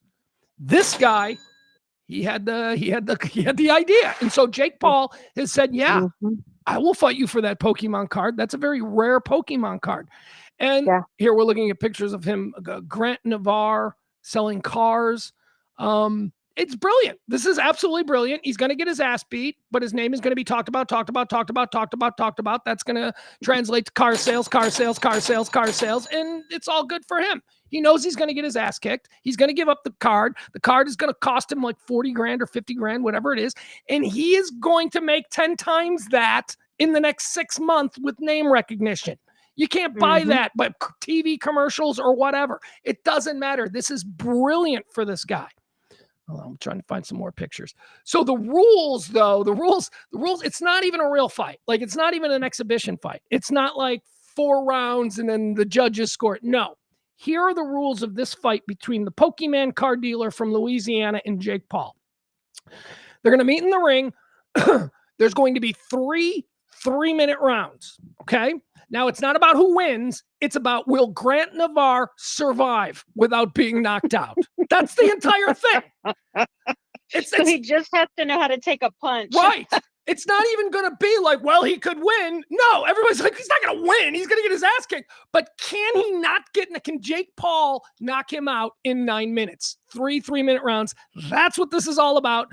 So I would tune in for that, because it's just going to be Jake Paul teeing off on this guy who's basically a tomato can. I think it's going to be later this year. Maybe we should cover it when it happens. I'm sure it's going to be big news around here. I mean, like I said, everybody knows Grant. You know, I bought a car at Navarre Cadillac a couple of years ago. It's well known. It's something. Is like I said, I think Jake Paul's going to kill that dude. And let's hope that he gets out of it without getting a concussion or, dying in the ring. We'll see how easy Jake Paul takes it on him. But I mean, if Jake's really motivated to get this $40,000 Charizard card, then he might not go easy on him at all. Of course, he's got a reputation to uphold too, right? Like, he can't take a lay down on this. Oh, Jake? Yeah. No, like, he wants the card. Him, right? He just, the guy's like, it's a free card if you beat this guy up. And he's like, okay, I've been training for 5 years. I'll beat the fuck out of this guy for a card I want. Yeah, it's going to be good. All right. Thank you, Maddie. Appreciate it. We'll talk to you again. Maybe later this week, depending on what excites you. Maybe we'll touch back on if the Afroman trial. We'll have to cover that tomorrow. We'll have to find out how that went. Keep all on right. track of that. Thank you, Maddie. Bye. All right. There she goes. That's Maddie down there in Louisiana. She finds stories and gives me somebody to talk to, and that's why I enjoy it.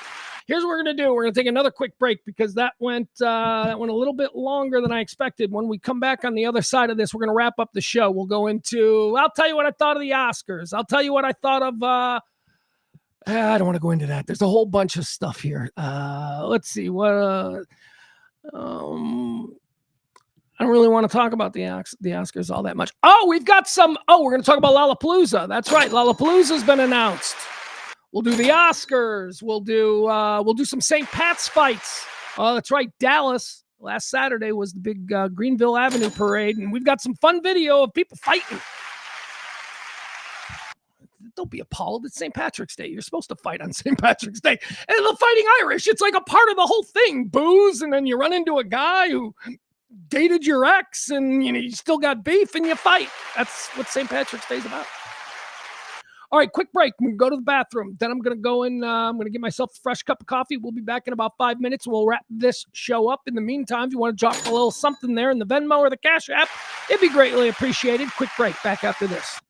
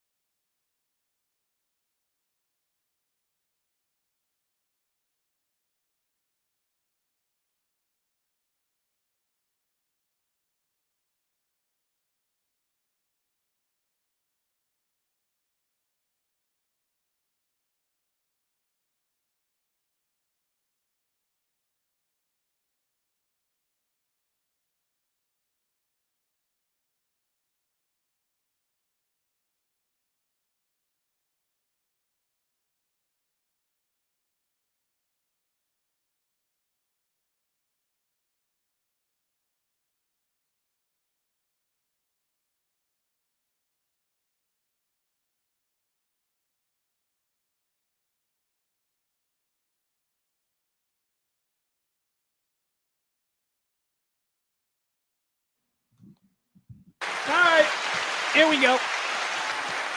Back. All right, welcome back to the Rant. We're going to wrap up today's show with one more long segment. It'll go on for a little bit. I want to do a little cleanup here in the chat room, though. From the last segment with Maddie, we were talking about the situation in Ohio where Afroman is being sued by Adams County Sheriff's deputies because they claim he made fun of him. He made a song. They ransacked his house and they basically tossed everything looking for drugs and guns and a kidnapping victim, apparently. None of that was found. None of that there was any basis in, but they kind of wrecked his house. And Mike says, you can film police, but not for commercial purposes, which is one of the, overriding issues with this trial in Ohio, because you see, Afroman made a song about what happened to him at the hands of the Adams County Sheriffs. The Adams County Sheriffs broke into his house. As I told you, they tossed everything looking for something. They found nothing, and they left a whole bunch of damage. Afroman was angry. He wrote a song about how he was treated. He put the song out, and I guess that you can say that that was a commercial venture. Mike is saying that you can film police, but not for commercial purposes. Yeah, I would say that's tricky, man. And I bet the ACLU would love to talk to you about that, because that is a very general statement. But how are you defining commercial purposes? Because a person who filmed, let's say use George Floyd. Remember that video we all saw? That person who filmed George Floyd surely made some money from the exclusive rights of that video. Are you saying that's illegal? Or how about the two people more recently in Minneapolis who were, involved in situations with ICE? Are you saying that anyone, a live streamer, or the people, anybody who benefited from that is illegal? I think commercial purposes, that needs to be talked about. What is intentional commercial purposes and residual commercial purposes? Because in the case of Afroman, I bet you he could argue, and Your Honor, I don't want to get all Joe Pavoni, attorney at law, but he could have said, Your Honor, my client is an artist and a social commentator, right? That's the argument here, that he, as a creator, is allowed to use his real life in the creation of his art, which then becomes commercially viable. It's not like you're just filming cops and then putting out a video called Cops While They Work. So it's a bit more complicated than just a general statement of you can film police, but not for commercial purposes, because this has a lot to do. This guy has a platform and he has influence, and it's social commentary, and he's got a history of being a weed activist. All I'm saying is it ain't as cut and dry. Adam with a good line. Adam says, this is like the episode of Seinfeld where George said, well, I had sex with your wife. It is. It's just like that. You can't take that one back, whether it's true or not. It's out there.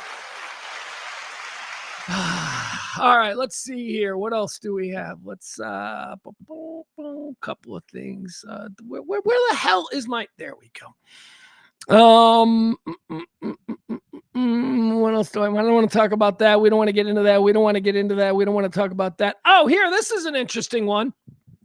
So people are trying to figure this out. Now, you know that my big problem with Trump is that he's just not honest. He's just not an honest guy. You can't trust him with anything important. You can't feel that you're getting the truth with anything that's actually important from this guy.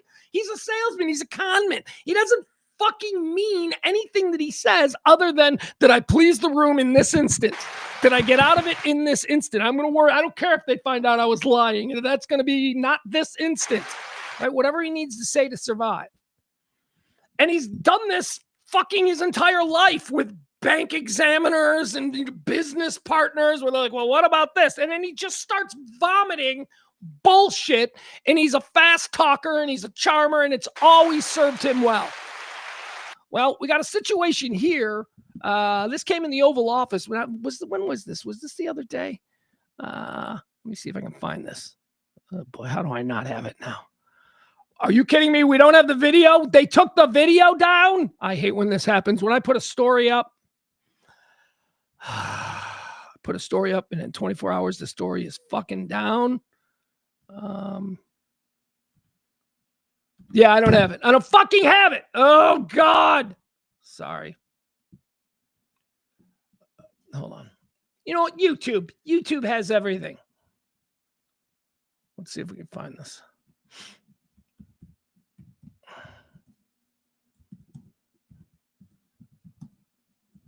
I really need the audio because you need to hear the way he's.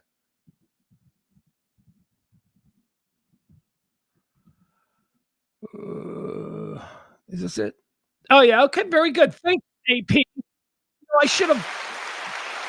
You just always just go to YouTube. Just always go to the raw video. That's where you're going to have the better results anyway. Fuck you, NBC, and your news story that doesn't even include the audio. All right, here you go. This is Trump just waxing poetic. Let's listen to what he says here because it's caused a lot of people, a lot of eyebrows to be raised, and a lot of people are wondering what. See, don't want that. Nope. I hate myself sometimes, and right now is one of those times. All right, here we go. Just let's listen to what the president says here, and then, we'll investigate accordingly. All right, here you go. President Trump.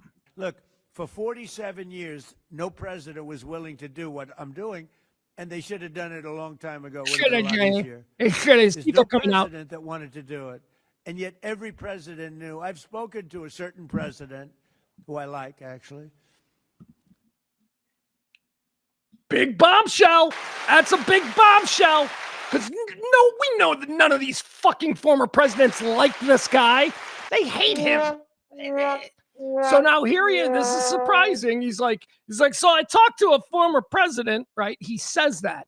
Not true. He didn't talk to any former presidents, but he's saying that because it makes it sound like he's more serious than maybe we all see him to be. He makes it sound like, yes, I am speaking with former presidents. And then he realized what bullshit that sounds like. So the con man in him makes him say next, and you'd all be surprised because I know you don't think that happens or whatever he fucking says. Let's listen to this lie. Let's listen to this con man. I've spoken to a certain president who I like, actually. A past president, former president. Oh, really? But thought maybe you were speaking to a future president, like President Gavin Newsom. You called him that the other day, you moron. I wish I did it. I wish I did. But so he spoke to a former president. President Trump is telling all of us that he spoke to a former president. And that president said, man, sir, I wish I had done it. Because, everybody in his little fake fucking scenarios call him sir. Sir, I wish I had done it. That's what he's saying. He's telling the American public, don't hate me for doing something crazy because I talked to a former president. And I won't say his name, but that former president said, I'm glad you did it because I would have totally done it. This is all fucking bullshit. It is bullshit because he wants to put it out there to the rubes that, well, maybe the press is calling this bullshit, this nonsense war, but other presidents, he's talking with them because he's serious and they all take him seriously. He's lying. He is lying. He hasn't spoken to another president. There's no president that wanted to do it. And yet every president knew. I've spoken to a certain president who I like, actually. A past president, former. Now, in the moment here, I thought, because I was watching this, the first time I saw this video, I went, oh, he's talking about Clinton. This is Epstein shit. Him and Clinton are thick as thieves behind the scenes now because they're both all over the fucking Epstein files. So that's why I was like, yeah, you'd be surprised too. I think he's trying to make us think that it's Clinton that he's been talking with. President that wanted to do it. And yet every president knew. I've spoken to a certain president who I like, actually. A past president, former president. He said, I wish I did it. I wish I did. But they didn't do it. I'm doing it. Yeah. Which president? I can't tell you that. He can't tell. He's not going to tell which president. I don't want to embarrass him. It would be very bad for his career, even though he's got no career left. Who is he fucking talking about? Just want to ask you about something very interesting that you've said twice today. That you talked to another former president about the Iran strikes. Was it George W. Bush? No. Was it Bill Clinton? I don't want to say. It's his Epstein. In his little he didn't talk to anybody, but in his little fantasy world, he wants people to think that he's talking to Clinton for God knows what reason. I don't know. That's a bad look because him and Clinton look to be like buddies of Epstein. So sure, circle the fucking pedophile wagons. There's a child being raped in that. Jesus. No. Was it Bill Clinton? I don't want to say. I don't want to say because Barack Obama. a member of a party a member of a party. He's lying. They just flat out have lying. Trump derangement syndrome, but it's somebody that happens to like me, and I like. Oh, so a former president likes him. He's putting that out there. Fuck you. There is not the only former Republican out there is Bush, and he hates you. He doesn't want any. So you're trying to tell us that Biden, Clinton, or Obama actually likes you. Fuck you, man. That person was a smart person, but that person said, I wish I did it. Okay, but I don't want to get into who. I don't want to get him into trouble. Maybe, hey, you know what? Yeah, I think you. All right, there you have it. There you have it. So, of course, because there's only a finite number of presidents and most of the established American media, at least somebody in each organization has a very close relationship with these foreign presidents. It's how it works. Who's the one? Who's that they keep the Bushes? Anytime there's a Bush, Gene Caceres? I think it's Gene Caceres, the CNN reporter who's like 75. And anytime there's a Bush story, they drag her out because she's been covering the Bushes since the first old man was president back in the 80s. So anyway, they all have these people. So when you're talking about Clinton, Bush, Obama, or Biden, that's it. That's the four presidents, one of whom likes him, one of whom he's talking to, but he won't say their name. Do you think for a fucking minute he said it wasn't Obama? Do you think for a fucking minute it's Biden? Do you think Biden and Trump are having fun? Fuck, no. So that leaves Clinton, his buddy with Epstein, and who's the other? Bush, who we know Bush won't talk to him. So anyway, very easy to run down all of these former presidents and get it from their mouths. And they all said, we didn't talk to him. He didn't talk to us. Let's see. Oh, sorry. Here's the actual story here. Let's see. They've got some quotes now from former presidents who are not going to back up Trump. Here it says, all right, this comes from NBC. NBC, I guess, did the deal. Oh, I'm sorry. This isn't working right. All right. Trump said he spoke to a former president about bombing Iran. 4 denials suggest otherwise. So all 4 presidents are like, he didn't talk to me. Trump twice said Monday that he spoke to one of his predecessors. Okay, so they all deny it. Every single one of them. An aide for George W. Bush told NBC News directly that, quote, they haven't been in touch, while an aide for Bill Clinton told NBC News that whoever Trump was referring to was not Bill Clinton.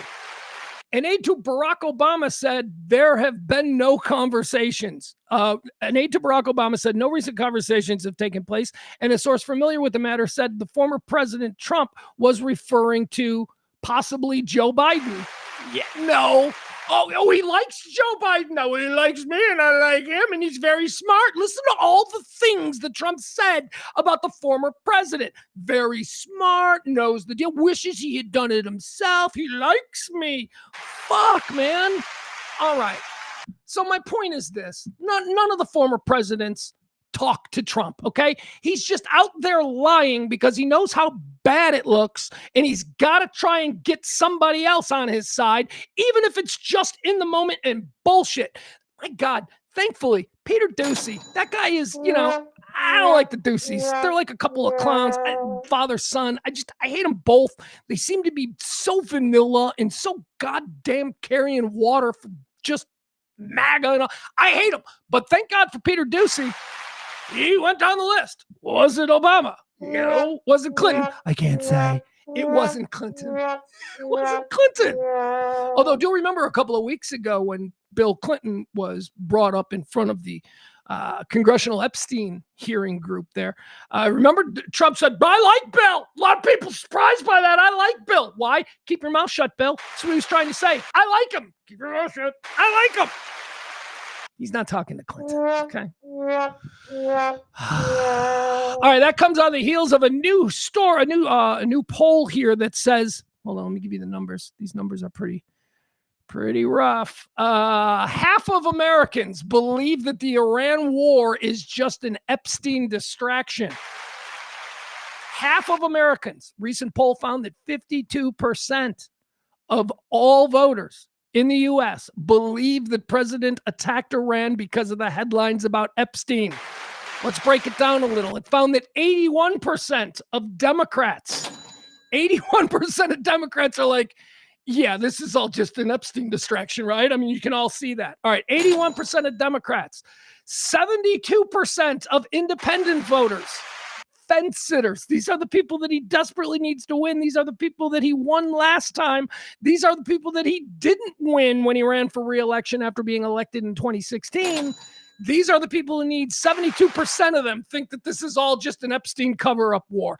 It ain't working, boss. I don't know what you think you're trying to do here. Nobody is buying it. Now let's go to the Republicans. 34. 34. So the numbers here are 82, 62, and 34. 82% of Democrats believe this is a distraction war because he doesn't want us talking about Epstein. 72% of independents believe this is a distraction war because he doesn't want us talking about Epstein. 34% of Republicans believe that this is a distraction war and blah, blah, blah. Okay, there we are. Now, as far as the war goes, Trump has said this twice now, and every time he says it, a bell goes off in my head because I've got a 16-year-old son. But Trump wants us all to know that he is not afraid to send ground troops in. He's not scared. Nothing going to happen to his rich boy silver spoon born on third base ass. No. He's not afraid. Trump is not afraid to send in ground troops. President Donald Trump said Tuesday he's not afraid to deploy you with fuck you, man. How about concerned? Huh? How about having some concern for the lives of other people's children? President Donald Trump said Tuesday he's not afraid to deploy U.S. ground troops within Iran, further emphasizing the lengths that he is willing to go in his Middle East war. Speaking from the Oval Office alongside Ireland's President Michael Martin, Trump fielded many questions about the Iran war. He said, no, Trump shot back, adding, I'm not afraid of anything. So he was asked if he was afraid to send ground troops. No, I'm not afraid of anything. If I got to feed your kid into the wood chipper, I ain't afraid. The president, what do we call him? What do we call him? Captain Bone Spurs or whatever the fuck his name is. Because remember, his daddy got him out of going to Vietnam. He should be a Vietnam War vet. He's not. He's not. Born on third base, silver spoon, daddy's boy, all of that shit. Not afraid to send other people's children into war. No, Trump shot back. I'm not afraid of anything. The president has previously said that he would deploy ground troops if necessary, but he has offered few details on what scenario would prompt a boots-on-the-ground invasion. Well, I'll tell you what the scenario is, and this is what we're looking at. We're going to send... They're going to look, special forces, I don't consider the same thing. Ground troops are a problem. Ground troops are, the guy who's in college 20 days a week, right? Or, ground troops is like your dentist who gets called up and then is sent to fucking stand on the east bank of the Straits of Hormuz for the next 2 years, which is what we're talking about here. Special forces will be used for the specific things like the seizing of I get it confused with all the places in Ukraine that begin with Khark, but there's that island there off the coast of Iran, which is like their oil distribute. It's like their whole thing. Their whole thing is like on this one island. We're going to take that. We'll probably send special forces in. It'll be a bloodbath. We'll lose some people. We will eventually take that fucking island and control all of their oil. That's one thing, special forces. We are talking about now the defense of the Strait of Hormuz, which is going to mean we're going to have to do a land invasion on the east coast, or it would be the west coast of Iran, but the east side of the Strait of Hormuz. And we're going to have to put your dentist, we're going to have to put the guy that's dating your daughter. That's where all of these ground troops who will be called up will be sent to. Right there. Fighting drones and shit like that. This is exactly what we wanted to avoid. When I said I was for this invasion, I was for regime change in Iran. That's what I'm for. I thought that could be done by, getting a combined effort of the nation states that we all seem to be getting along with so well, a lot of us turned our nose up at Trump sucking the dick of the Saudis and the Omanis and all that kind of stuff. But on one level, I thought, well, maybe at least they're now on our team. And if we ever want to take out Iran and maybe really go for some stability in the region, they'll be our partners. Well, they're not really helping. And NATO ain't helping because the Trump started a big fucking fight with NATO over the last couple of months. And so NATO's like, yeah, we don't need to go in here. You didn't need to invade now. This is an Epstein distraction. NATO's going to sit on the sidelines until we really need to get involved. NATO should be involved, I think, in patrolling the Straits of Hormuz. The Chinese have been asked. They won't. Turns out the Chinese are working with the fucking Iranians, who are also working with the Russians. And here's the latest thing. India's like going to get involved. We don't know what side India is going to come down on, but we sure could. We're asking India to help patrol the Straits of Hormuz. And they're like, yeah, we don't need this. That's a real problem. That area right there is a real problem. That's where the bloodbaths are going to take. That's where we're going to have the problems. Trying to maintain order in the Straits of Hormuz. It's going to require boots on the ground inside Iran because all of the attacks and all of the jet skis with the landmines are all being launched from that side. So that's what we're going to need to do. It's going to be an invasion of Iran. And the president just wants you to know that he's not afraid to send your kid into the wood chipper. He ain't afraid. Hell no. Are you sick of it yet? Well, how about this? This little piece of viral video that was going around yesterday. This is now, context being everything. This aired on MS Now, which we all know is just a fancy way of saying MSNBC. They're trying to rebrand. They don't want to be seen as the far left station anymore, but let's be honest, they're still pretty liberal. This was from MS Now. This was a person who was getting gas in Ohio, right? I think this is Ohio or Pennsylvania, whatever. Ohio and Pennsylvania are the same fucking thing. It's Pennsylvania. Seriously, Ohio and Pennsylvania, same. Seriously. Also, just if you're wondering, Michigan and Wisconsin, same. Same. Just different names for the same fucking place. Anyway, here's Pennsylvania. This is a random Trump voter who was accosted here by MSNBC. This is going viral. Maybe Trump willing to send our kids into war. Maybe Trump obviously being a part of the Epstein files. Maybe Trump now being seen as somebody who fucking lies about everything is taking a cumulative toll. Trump, let's take a listen to one more woman who we spoke with. If you could say something to President Trump and he was going to hear you right now, what would it be? You are a worthless pile of And you voted for him how many times? 3 times. That was my bad. Apparently, I'm an idiot. All right. Trump, let's take a listen to one more woman who we spoke All right. with. Well, why did that restart? If you could say something to President Trump and he was going to hear you right now, what would it be? You are a worthless pile of And you voted for him how many? This woman probably hasn't spoken to her college-age daughter in, 5 years because of her ardent support of Trump. She probably had the Trump sign. She probably went public places with the hat just looking to argue with a brown person. Yeah, this woman is like 100% MAGA piece of shit, and she's had enough. Yeah, I can tell from looking at her. The way she talks to a reporter, she's classless. A reporter sticks a mic. There's a camera and a mic. They stick in your face. You try and talk like an educated, informed person. Not, he's a classless piece of shit. Trump is losing these people.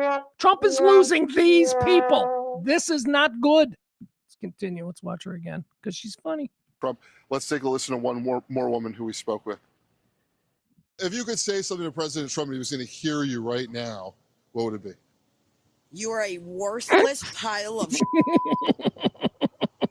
And you voted for him how many times? 3 times. That was my bad. Apparently, I'm an idiot. Okay. All right. I like that part. That's a very important part of this. We can laugh at her and she's fun. She's the canary in the coal mine. She has admitted that she was a fucking idiot. And, how many people in her life, from college-age daughters to the gay guy that does her hair, how many fucking times over the last 10 years has people gone, I think you're looking at this wrong. thankfully, she's admitting it. I was wrong. I was an idiot. This fucking guy is obviously not what he told us he was. Good for you. Off-ramp provided. Come on back to civilized society, lady. Come on back. There you go. See, the off-ramp isn't that bad. We laugh at her once. She admitted she was an internet or an idiot. We all have a nice laugh, and now she's back. Now she's back to being normal. Until the next fucking fascist adjacent politician rises, and then she's like, he's my guy. But whatever. They know about Trump. They're finding out. They're figuring it out. Also, it's not just the randos. How about this? This was a pretty big story yesterday as well. Carrie Prejean. Do you guys remember Carrie Prejean? Does that name sound familiar to you? She is the former Miss Arizona or something. She was a former like Miss USA contestant. I think she was like the first runner-up or something. But anyway, back like 20 years ago when she was a pageant contestant, she became a bit of a media creature, a bit of a media star in the days before viral videos, but she became famous because she answered a question about, I believe in her little pageant, you know, where they ask questions. I think her question was something about pro-life or pro-choice, and she came out publicly as pro-life, and then so the left went, oh, she must be awful, right? So she was branded awful, and then she sort of became like this spokesperson for that side, like a pro-life kind of star. She got very big in MAGA. You know, she became like, you know, really close with President Trump because, you know, Trump used to run the pageant that she came from and all that kind of stuff. Anyway, that's who Carrie Prejean is. So we just heard from a woman in a gas station there in where was it? Pennsylvania. That's right. Not Ohio, but Pennsylvania. So we heard from her. We heard from a rando citizen, but now let's listen to one of his biggest supporters. The Miss USA pageant. Here we go. I've been a loyal. So this is Carrie Prejean now from yesterday. I've been a loyal supporter of the president for almost 20 years. This goes back to when I was 21 years old and I was Miss California at the Miss USA pageant. And I've known him. I consider him a dear friend. And I will tell you right now, I do not recognize our president. I think that we are an occupied nation. I think that a foreign country has occupied our government. And we are. All right. So you know what she's going with here? She's one of the Israeli truthers, right? Which I kind of am too. I don't have hatred for Israel, you know, and I'm not an anti-Semite, and I've got a lot of Jewish friends who I love, but I make a distinction between the politics of the country, Israel, and what, you know, regular everyday Jewish people are like. So let's not blur that line. All right. It's totally different. I think Israel, the nation of Israel, is an incredibly negative effect on the United States. They have given so much money to our politicians. So what she is talking about here is, it's quite clear.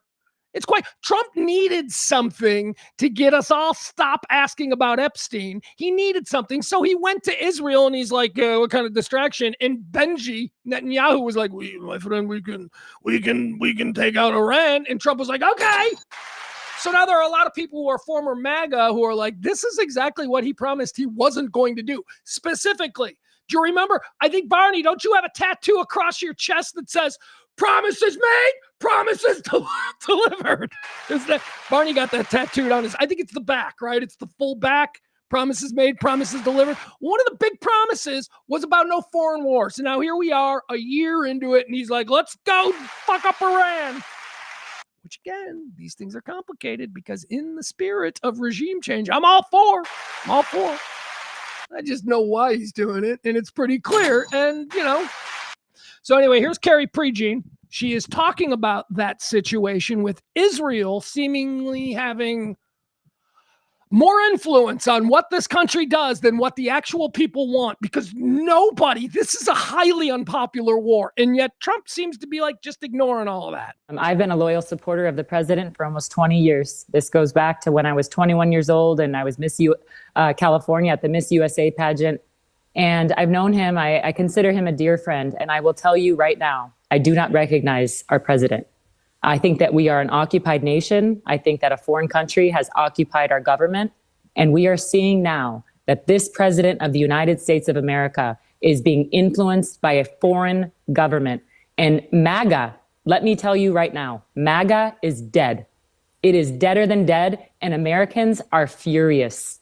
We do not recognize President Donald J. Some of you idiots are furious. Rest of us are pretty good with that. All right. Can we, what is that thing that they do? If MAGA is indeed dead, what's that thing they do in Zombieland? The double tap? Yeah, let's double tap MAGA, though. Let's just make sure that they're dead. Fucking zombie politics. All right, there you have it. So, yeah, I mean, add to that all of his former, brosphere podcasters who are now seriously rethinking their endorsement of Trump. Everybody from, Tim Dillon to Theo Von to Joe Rogan to anybody, Megyn Kelly, all of these people, Tucker Carlson, all of these people have turned on Alex Jones. All of these people have now turned on him. The absolute worst people have turned on him finally.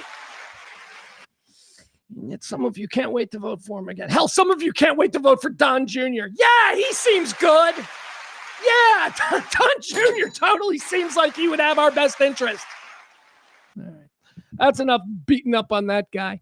Let's see. What else do we have here? Let's talk about the Oscars really quickly. The Oscars were Sunday night. I don't know how I did. I think I got the best picture. I said that it was going to be one battle after another, and it was one battle after another. I think I got best director, right? Didn't I say Paul Thomas? I think I did. I wanted him. All right, best actor. I did not have Michael B. Jordan. I didn't. I was rooting for the guy in Blue Moon, whose name I can't remember right. Ethan Hawke. I was rooting for Ethan Hawke, but I didn't really have, a horse in that fight. But hey, look, Michael B. Jordan, good for him. Sinners. Still haven't seen Sinners. I was going to watch Sinners over the weekend, and I just never got around to it. You know why? Because Netflix put up that damn Rupert Murdoch four-part bio series, and I watched that instead. Oh, it was so great. It was so great. It's called Dynasty, the Murdochs, right? It's the story of Rupert Murdoch and all of his kids. And, it's so good. It's like a 4-hour, 4-part, little docu-series that was posted on Netflix on Friday. And man, did I devour it. It was so good, especially in the very beginning. Like the first scene, they come straight out and they tell you. So if you're going to watch this, it would be really helpful if you have already seen the HBO show Succession. They say that, like in the beginning of the documentary. They're like, so just to kind of frame this for you, to give you a little context, have you seen the HBO show Succession? Because that show is 100% based on this family, and we are now going to walk you through all of the plot lines from Succession. It was great. It's so great. That family is... Here's the thing. After watching 4 hours of it, I don't hate that family. They're piranha because they were forced to be piranha. They are the way they are with each other because of the way Rupert set it up so that all of his kids were just constantly at each other's throats. And I'm super hot for Elizabeth Murdoch. Oh, God, I think she's so sexy. Didn't even know there was an Elizabeth Murdoch. Didn't know there was a Prudence Murdoch. I mean, I knew there was a James Murdoch and a Lachlan Murdoch. Those are the ones that are, always the ones fighting for control of News Corp. But I know about Elizabeth. Elizabeth's the oldest sister. She's a thing. She's sexy. She's smart and driven and hot. And then he's got two little Chinese kids. Well, because they're half Chinese. But he's got like two young daughters, Chloe and Zoe, let's say. I don't know. Anyway, it's really good. If you're looking for something that's just fascinating, it's Dynasty, the Murdochs, and it's available now on. But I didn't see Sinners. I didn't see Sinners because that was so good in between World Baseball Classic, the Oscars, and then the 4-hour of that. And I didn't have time for Sinners. But I will see Sinners, and Michael B. Jordan won for Best Actor, and that's great. Best Actress. Who won for Jessie Buckley, right? Best Actress. I called that one. I was like, she's good, man. I didn't even see Hamnet. And I said, it's time for Jessie Buckley to win. Let's go, Jessie Buckley. Was also rooting for Rose Byrne because I love Rose Byrne. But Jessie Buckley. There you go. Hamnet. Sporting actor. I nailed that one. I said it was going to be Sean Penn, and it was Sean Penn. I'm glad. I almost, I wavered back and forth between Sean Penn and Benicio del Toro. Benicio del Toro's character, the sensei, in One Battle After Another, is fun. It's fun, and whenever he's in a scene, you're like, okay, we're going to get a little weird now, and that's fun. Sean Penn's presence in the film, though, is just a constant shadow that you're oh, is that him? Is he coming? Like, so a little bit bigger of a role, I think, for Sean Penn. So there you go. And Best Supporting Actress went to Amy Madigan, who I did not have. I did not call that one. I don't know who I said was going to be Best Supporting Actress, but Amy Madigan for Weapons won. And I guess my big problem with that, and look, by the way, I love her and Ed Harris, right? I mean, they're like the great old Hollywood couple. They've been together for like 50 years. Ed Harris, like he ain't one of the apex salt of the earth man's man actors of the past 50 years. Whether he's playing John Glenn in The Right Stuff, or whether he's playing, you know, the dude in Glenn Ross who's losing his shit because he hasn't made a sale in forever. Ed Harris is awesome. And Ed Harris and Amy Madigan, they're married, and she won, and they kissed. It was wonderful. It was nice. Problem is, Amy Madigan had like 7 minutes of screen time in that movie. I don't even know how she rated as a Best Supporting Actress. Pivotal role. The idea that her character existed in the flow of the movie was good and constant, but we didn't see her. We didn't see her on screen. There was talk of her, but we never really saw her except for a couple of scenes. So that's why I was surprised, but good, because Amy Madigan has been one of these ditch-digging actresses who has just been putting on amazing performances for like 40 years, and now she's got an Oscar, so I was happy. All right, so we're good with that. Let's see. Conan O'Brien had a pretty good joke, though. I do want to play. Conan O'Brien was the host of the Oscars. Now, granted, I didn't watch. I missed like the first half hour of the Oscars, which is dangerous because the first category is always one of the big ones. The first and the second category, always Best Supporting Actor, Best Supporting Actress. So if you miss the first half hour, you know, you're going to miss two major categories right out of the box. It's the 90 minutes in between where you get all of the set director, fashion design, sound editing, like, you know, the shit we don't care about. But the first two are always Supporting Actor and Supporting Actress. So I missed those. I had to go back and watch that, and I had to go back and watch Conan's monologue. I saw about 90 minutes live. I think for about 90 minutes it was live and I was watching it. It was probably the last 90 minutes. I thought it was fine. The ratings for it were garbage because of course they are. Network TV. What else? Conan was great. I thought Conan was great. So Conan had some jokes, but this is the joke that really landed that I thought was, there we go. That's what I love about Conan. See, what I love about Conan is that you don't know when he's being insurgent. Like, he's goofy because he's big, he's gangly, and everything is going to be silly, but he's got real insurgency in his humor. And sometimes it pops out. It's what makes him interesting. It's his little edge. Here was Conan O'Brien doing, some social commentary, I suppose, as host of the Oscars. This is a little chunk of his monologue. Let's watch it. Here we go. Boop. First time since 2012 that there are no British actors nominated for Best Actor or Best Actress. Yeah. British spokesperson said, yeah, well, at least we arrest our pedophiles. First time since 2012 that there are no British actors nominated for Best Actor or Best Actress. Yeah. British spokesperson said, yeah, well, at least we arrest our pedophiles. So. Okay, so the audience, thunderous applause. It was a little bit awkward, a little bit weird, but that's the best kind of joke, the kind of joke that makes you squirm in your seat. Not knowing how you can react to this joke publicly and trying to, I just love this joke. It's so great. British spokesperson said, yeah, well, at least we arrest our pedophiles. So, we got that going for you. First time since. All right, I enjoyed that. Then there was this. I told you about Michael B. Jordan. Michael B. Jordan won for Best Actor, and good for him. He seems like a good guy. How did he celebrate? Well, it went viral. He went to In-N-Out. Went to the In-N-Out right there around the corner on Sunset. And where was this? Where was this? This is the In-N-Out. This is the In-N-Out that all the celebrities go to on Sunset. So after winning the Best Actor Oscar, Michael B. did this. Here he is, Michael B. Jordan, out there mixing with the people. All right, hold on. Wait a second. This is too loud because everybody's going crazy. All right, here you go.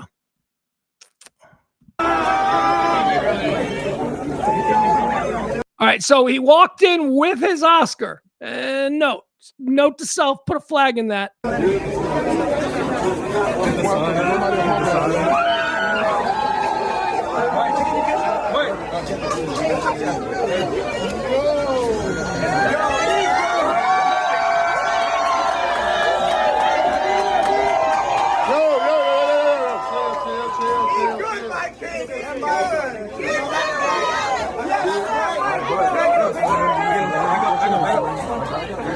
Y'all back up, back up, back up.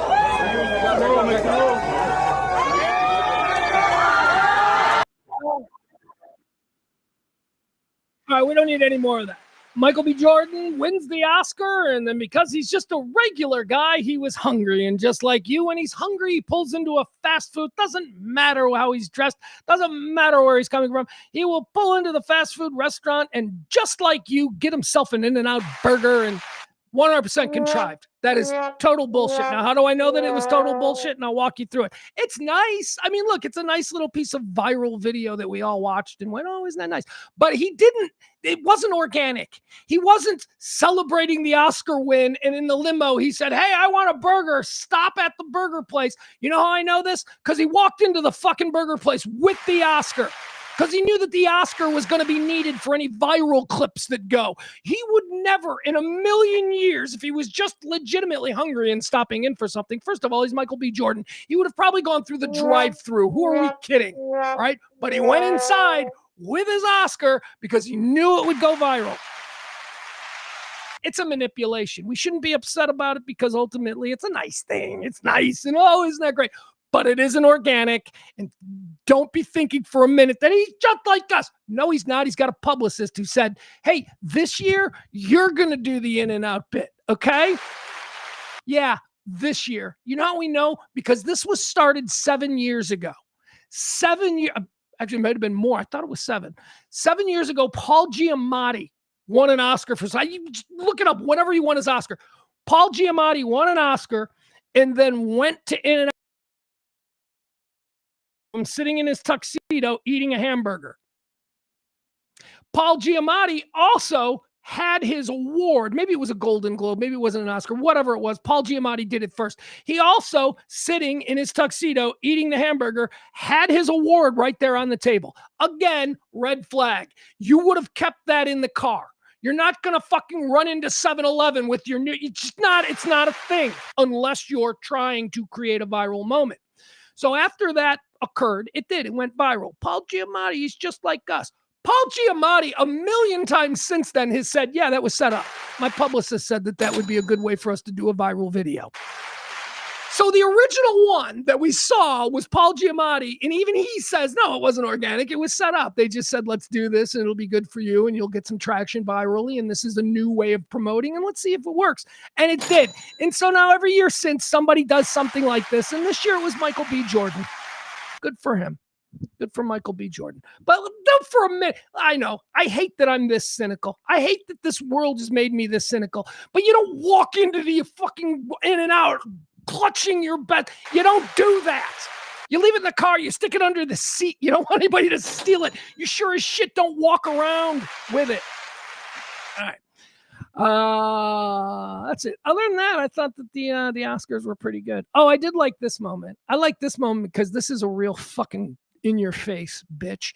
So you know how I hate rich people. You know how I hate the super rich. Not a big fan of the Bezos, Elon type crowd. Here, this was a red carpet at the Oscars. Check this out. So one of the things that I find most grotesque about American capitalism is that in recent years, this wasn't always the case, but in recent years, we have elevated rich people to celebrity status. Like Jeff Bezos is a superstar celebrity because he started a fucking bookstore in his garage. He's a celebrity and he's married to, this Lauren Sanchez who always just wanted to be famous. Lauren Sanchez is a failed this and a failed that. Get her in front of a camera. It doesn't matter. Is she doing sports or is she acting this week? Doesn't matter. Lauren Sanchez has always just wanted to be famous and she's got herself the second wealthiest man in the world and she is just going to stick her super plastic surgery face in front of every lens now. Anyway, here they are at the red carpet. They don't deserve to be at the red carpet. Jeff Bezos and Lauren Sanchez. Okay, they actually do because technically Jeff Bezos owns Amazon, which owns Prime, which Amazon is now one of the biggest producers. He's a studio head. All right, I guess he's a studio head. Technically, he is. Yeah, all right. Anyway, point is this. Studio heads used to go to the Oscars all the time. We don't give a fuck about them. But now we live in an era where suddenly we care about Jeff Bezos. All right. So anyway, here he is with his climber. I just want to be famous wife, who's way overly plastic surgery, and they're having their moment on the red carpet. She's doing the duck face. You know, she's like, get this side of me. You know, doing all that bullshit. So in the middle of the Bezos' moment, a real motherfucking star walks by. And now, if you've ever seen a red carpet, how this works is there's a place where you walk. You're supposed to, theoretically, the red carpet is you're just walking past this gaggle of photographers. But they ask you to stop and pose. And people who want to have their pictures taken will stop and pose for all the pictures, right? Okay. So that's what Jeff Bezos and his plastic surgery addict wife are doing right here, having their moment, because we're famous not because of talent or adulation, but we're famous because money. And like they're having that thing. And then a real motherfucking movie star walks by, and all the cameras that are taking pictures of Jeff Bezos and his dumb wife suddenly shift to just away. And I just love it. I love it. This is what happens when a real star enters the paparazzi room. Let's watch this. All right, it's Nicole Kidman. All right, look at her. Look at her. She's like, look at how hot I am. She has no idea that one of the most celebrated actresses. By the way, it's Hollywood night, too, so we should be more interested in Nicole Kidman and not some fucking hot, aging bitch who married the wealthiest man in the world. We shouldn't give a crap about her, trophy wife. All right, so here it's okay. So now Nicole goes over here, and now look, all the cameras have moved over to her. She's not even ready to pose. She's giving her jacket, and already Jeff Bezos and his wife have realized that, oh, so I guess we're not being photographed anymore. So now all the cameras have moved off them. Like, yeah, fuck you two. We want to get pictures of Nicole Kidman handing her coat to her assistant. That's more valuable to us than you two rich pigs. All right, here she goes. And now she's just gonna, here's my coat. I am what's known as Hollywood royalty, and I'm just going to stand here like a grand dame. That's right. Screw you, Bezos. I thought that was great. I enjoyed that. Let's see. What else do we have going on here? Boom, boom. How about let's look at some, okay. How about a collection of fights from the Greenville parade here. We've got them broken down into ethnicity. Why? Because I don't know. I enjoy that. I come from a time and a place where it was totally okay to look at somebody and go, what are you? I like to do that. What are you?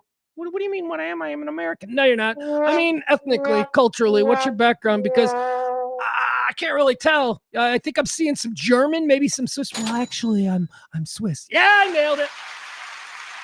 nailed it.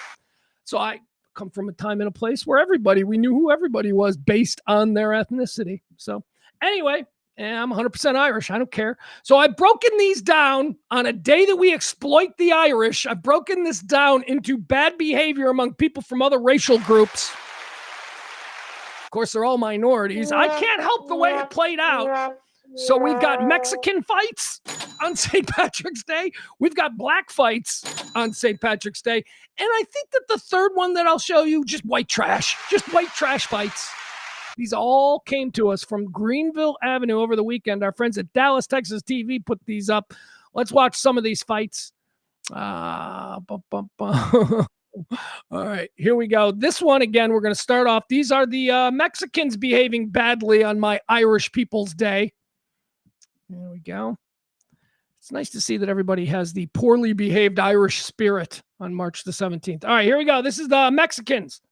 Is this green? I don't know where this is. Maybe you guys... Oh, I don't want the music. I do not want the music because that's what causes problems. Here we go. There we go. Okay, so just a bunch of Mexicans.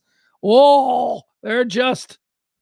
What are these guys, like 16 years old? How old are these people? Well, they're Mexicans. They're tiny. I don't make the rules. Latino guys tend to be a little bit shorter, so maybe they all look like 16-year-olds when in fact they're like in their 40s. But let's watch. All right, dude in the red here, connects with a laser rope right to the dude's. Look at this right here. This dude in the red is about to just connect. Let's see how it drops him. Boom. Yeah, it dropped him. Now he's getting pummeled. All right, there you have it. There's the Mexicans. Mexicans don't know how to behave on St. Patrick's Day. All right, let's go with the blacks, because you know the blacks, they gotta have their fight time too. Let's look at this one. Yeah.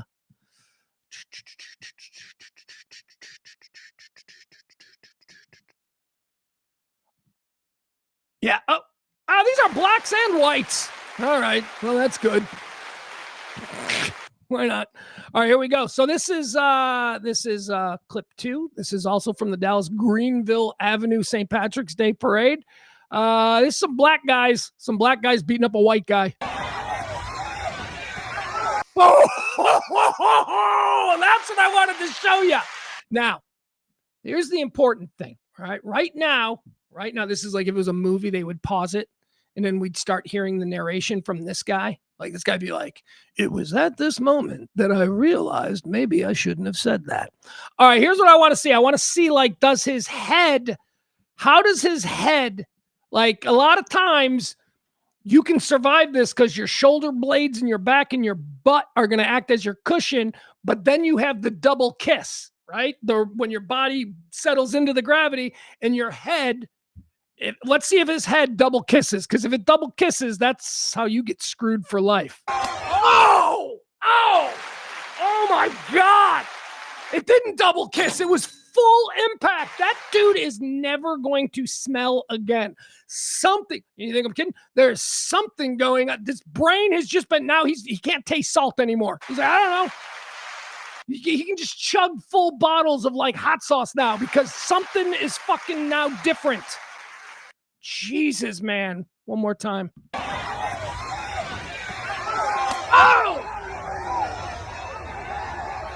Oh! Yeah!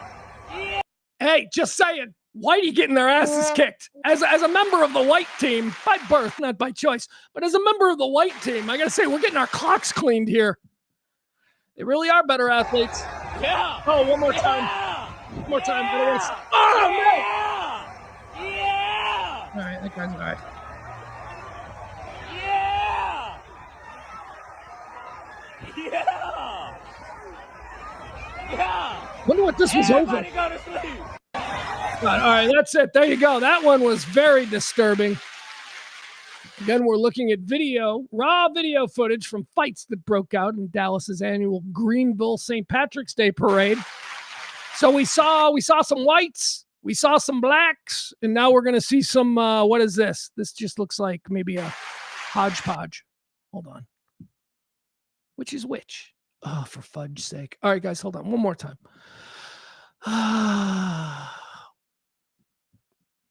There we go. All right.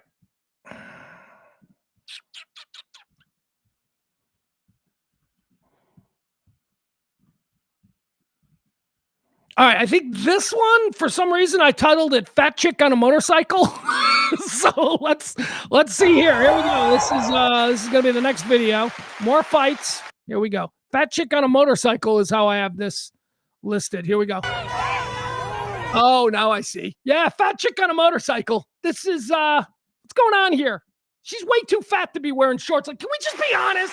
Why are you body shaming? I'm not body shaming. I'm simply pointing out that actual shame is something, humility, that's actually something that we used to prize in this country. We don't anymore. And so she's on the back of a fucking crotch rocket with her 48-inch waist squeezed into some Daisy Dukes, and she thinks she looks hot. And you know what? As long as there's a guy willing to ride her around, I guess she is hot.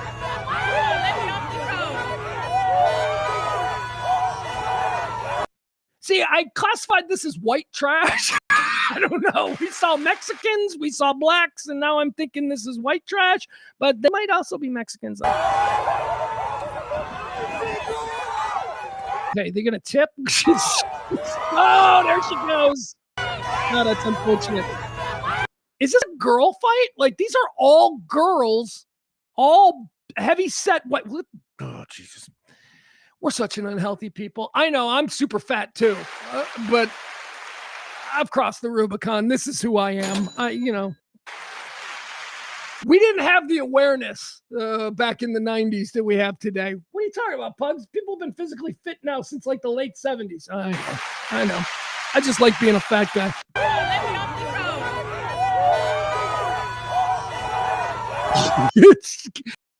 Oh, geez. Does she also have leg tats? Because that's hot. That's real hot. Nice leg tat, sweetie.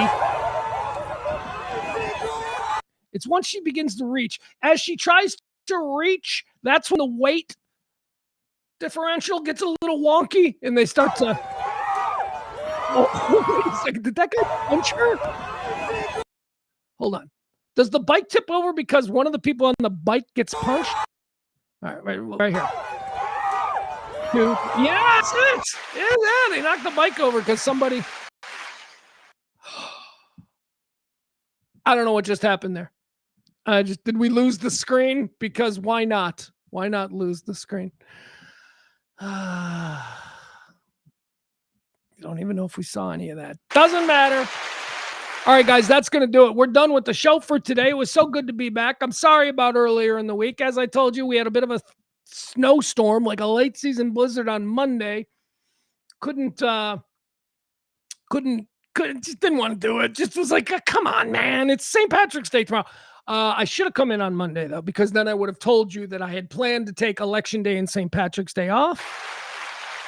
So I apologize. First two days of this week, I was on dry dock. I was just hanging out.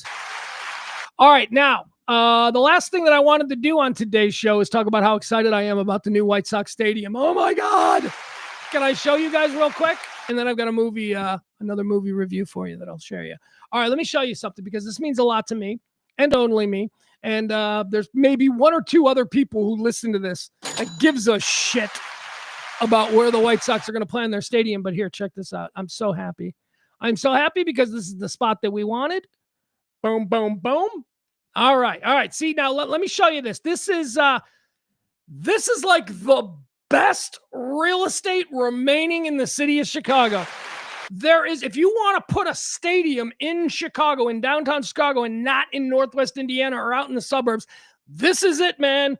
This is the area that you are dealing with here. See the river? The river comes right through the middle. You've got this green area over here. And then on the other side of the river, you've got this. This is an old defunct train yard. So all of this is going to go right here. This area, the green area, is known in Chicago parlance as the 78? I almost said the 108. Yeah, it's the 78. This is the 78 because it's the 78th block in Chicago. So it's 78, block 78. This area right here was supposed to be one of the early places where the White Sox Stadium was going to do. We're not talking about the Bears. The Bears were never going to be here because we need to be in the suburbs for a Super Bowl or whatever they're doing. I don't know. But this green area now has been purchased by the pro soccer team in Chicago. So the pro soccer team is going to build this amazing, right on the river, really kick-ass pro soccer stadium right here.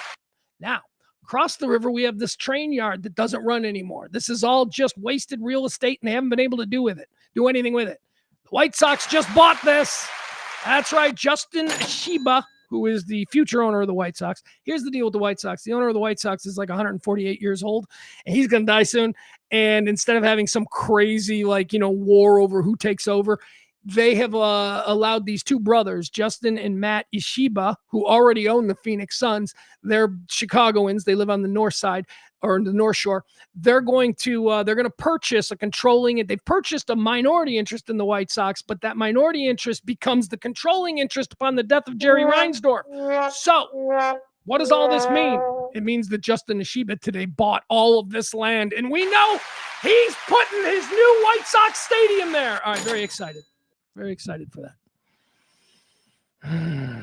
I love that area. It's still the South Side. We're still south of Madison. We're still the South Side team. We're on the river. We're going to have this city backdrop all lit up at night for night games. It's going to be amazing. I couldn't be happier. All right. Now, the last thing that I want to tell you about is something that I told you about at the start of the show. I think it was one of the first things that I said. I saw a movie. I saw a movie that was better than all the Academy Award nominated movies that we saw on Sunday night. I saw a lot of them. I still haven't seen Hamnet. I also haven't seen Sinners, but I saw the other ones. And it was a good year. It was a good year for movies. Hold on. Okay, sorry. I saw a movie that was, I guess, released on Friday. I guess it's in theaters. So if you're looking for something to go see in a theater, and I kind of wish I had seen it in a theater because it's big. It's like very big. But I watched it in my bed. And it was the best movie that I had seen. It's better than, I enjoyed it more than I enjoyed One Battle After Another. And I enjoyed One Battle After Another. The minute I saw it, I told you it's the best movie of the year. So what am I talking about? I'm talking about the film Good Luck, Have Fun, Don't Die, which is a post-apocalyptic time travel movie, except, you know, if that sounds serious and nerdy, just know that Sam Rockwell plays the time traveler. If you know anything about Sam Rockwell as an actor, you know that, oh my God, this is going to be fun. This guy is fun. All right, so I want to show you the trailer, and then highest regard, man. Now, I was lucky to see it. I had a pirate version. So I was lucky to see it. I didn't have to go to the movie theaters. But if you guys are looking for something that'll be worth a trip to the movie theaters, I promise you, this movie is it. Good luck. Have fun. Don't die. In theaters now. I saw it Sunday night. Here we go.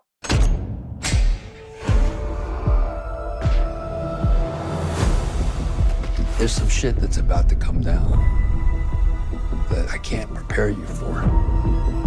It's gonna try to give you everything you ever wanted. But in the end, it will all be a lie. Are any of you even listening to me? I traveled here today to tell you that things do not go well for you in the future. But tonight we got a shot. There is a perfect configuration of people in this diner that can save humanity. What happens if we fail? I really don't like to say it out loud. It's kind of a morale killer.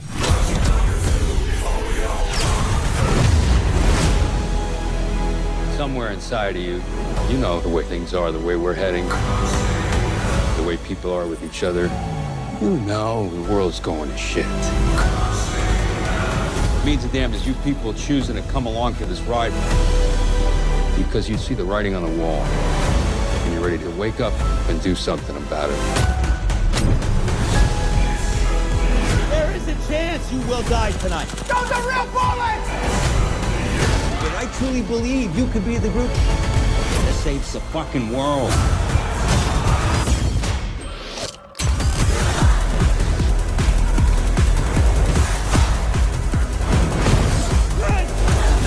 This is real. Pretty much, yeah. Oh, what the fuck? Your entire lives have been building to this night. It's gonna be okay. Or it's not. I don't know.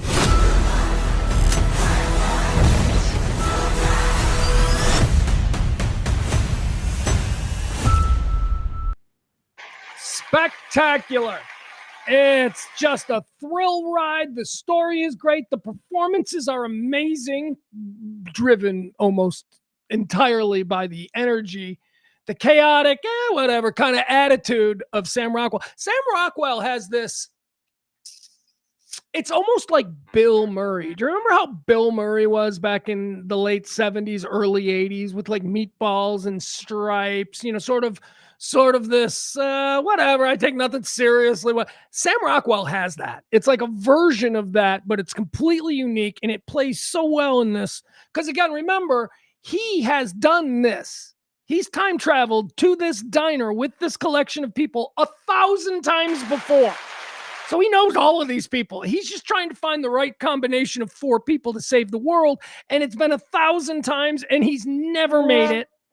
He dies every time, but then he comes back. Anyway, it's very good. You'll enjoy it. Good luck. Have fun, don't die. In theaters now. It was the best movie of last year. And it's so interesting because I saw that movie while all of the Oscar contenders for this year's. Why did they release it so early? Right? I mean, I could see them have waited and releasing this in like late summer or fall, and then really getting like Oscar buzz for 2027 or 2026 or whatever. Yeah. Anyway, I don't know. It was good though. I'm glad it came out. Any movie released during this time of year is not expected to be a massive hit. This is kind of the downtime of year for movies, simply because you're so far removed from the next year's award season that you're going to be forgotten. And, people are catching up this time of year trying to see all the Oscar films and whatever. So this is kind of a dead time until is it Labor Day or Memorial Day? Which comes first? Whatever it is, whatever that first weekend is, that's when they start to roll out their big summer tentpoles. And then, of course, in the fall is when they roll out the movies they want to be for your consideration for awards. So this is like a weird time of year. And I don't know the last time I've seen a movie this good that was released like this time of year. Seems like a miscalculation if they were going for, critical acclaim and all that. It is getting acclaimed, or at least, pretty good. It seems to be most of it's like 79%, 85%. Reviews are good.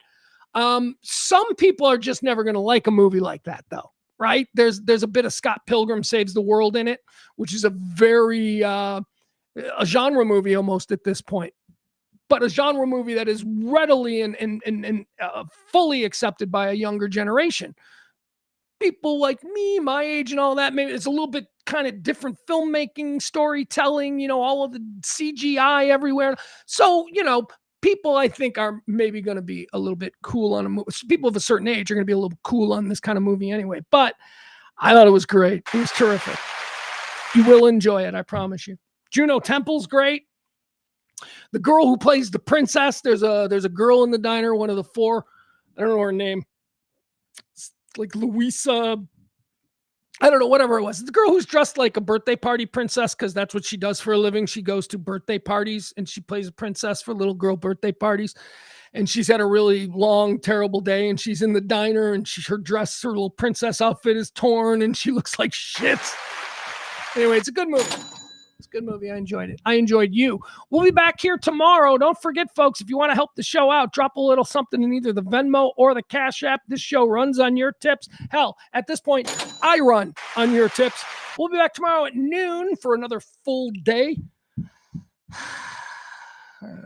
What's happening in the world? Is there anything What's happening tonight? Monday night, there was a really big World Baseball Classic game that I wanted to watch at the semifinal game. And then last night we had election coverage here locally, which I watched along with the World Baseball Classic. I guess I got nothing to watch tonight. I don't know what is there anything, what is it, Wednesday? Is there anything big? Anything good? Chat room, help me out here. Is there anything I'm missing? I guess not. All right, Sinners then. Maybe I'll watch Sinners tonight. I don't know why I keep putting it off. Sinners won a whole bunch of awards. My mom watched it. She's like, yeah, it's pretty good. Sinners won a whole bunch of awards, and for some reason, I get to the point where I'm about to click play, and I just can't do it. I just can't click play. I don't know why. What is stopping me from just watching Sinners? I don't know. Also over the weekend, I rewatched Formula F1. That's such a good movie too. I was reminded on Sunday night, because F1, the Brad Pitt racing movie, was nominated for a bunch of awards. It won a few, but I was reminded that what a terrific movie that was. That was just a really great theater-going experience. That movie, we saw it in like a 3D IMAX. It was mind-blowing. And it's a good movie. I rewatched it again or at least I rewatched parts of it. It's a good movie. It's really good. That's just all Brad Pitt. How awesome is Brad Pitt? I mean, I was watching this. I'm watching his character of what's his character? I forgot what his Bobbitt something. I don't know what his character is. The character in F1. I'm watching this and I'm like, he's such a fucking cool guy.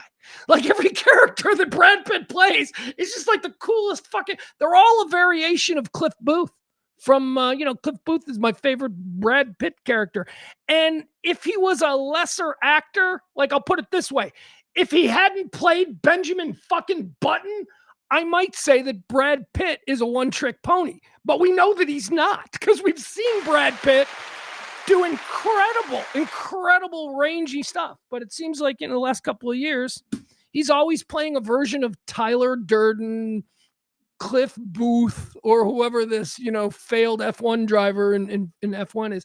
He's great. I love him. I think he's not my favorite because I think Sam Rockwell is definitely my favorite actor, but he's right there. Brad Pitt's like 2 or 3. All right, guys, I love you. Tip the show if you can. We'll be back here tomorrow. Like, follow, subscribe. Remember, my old Facebook page has been hacked. Don't be buying no Rolexes or BMWs. I ain't associated with that at all. That's going to be it. All right, bye.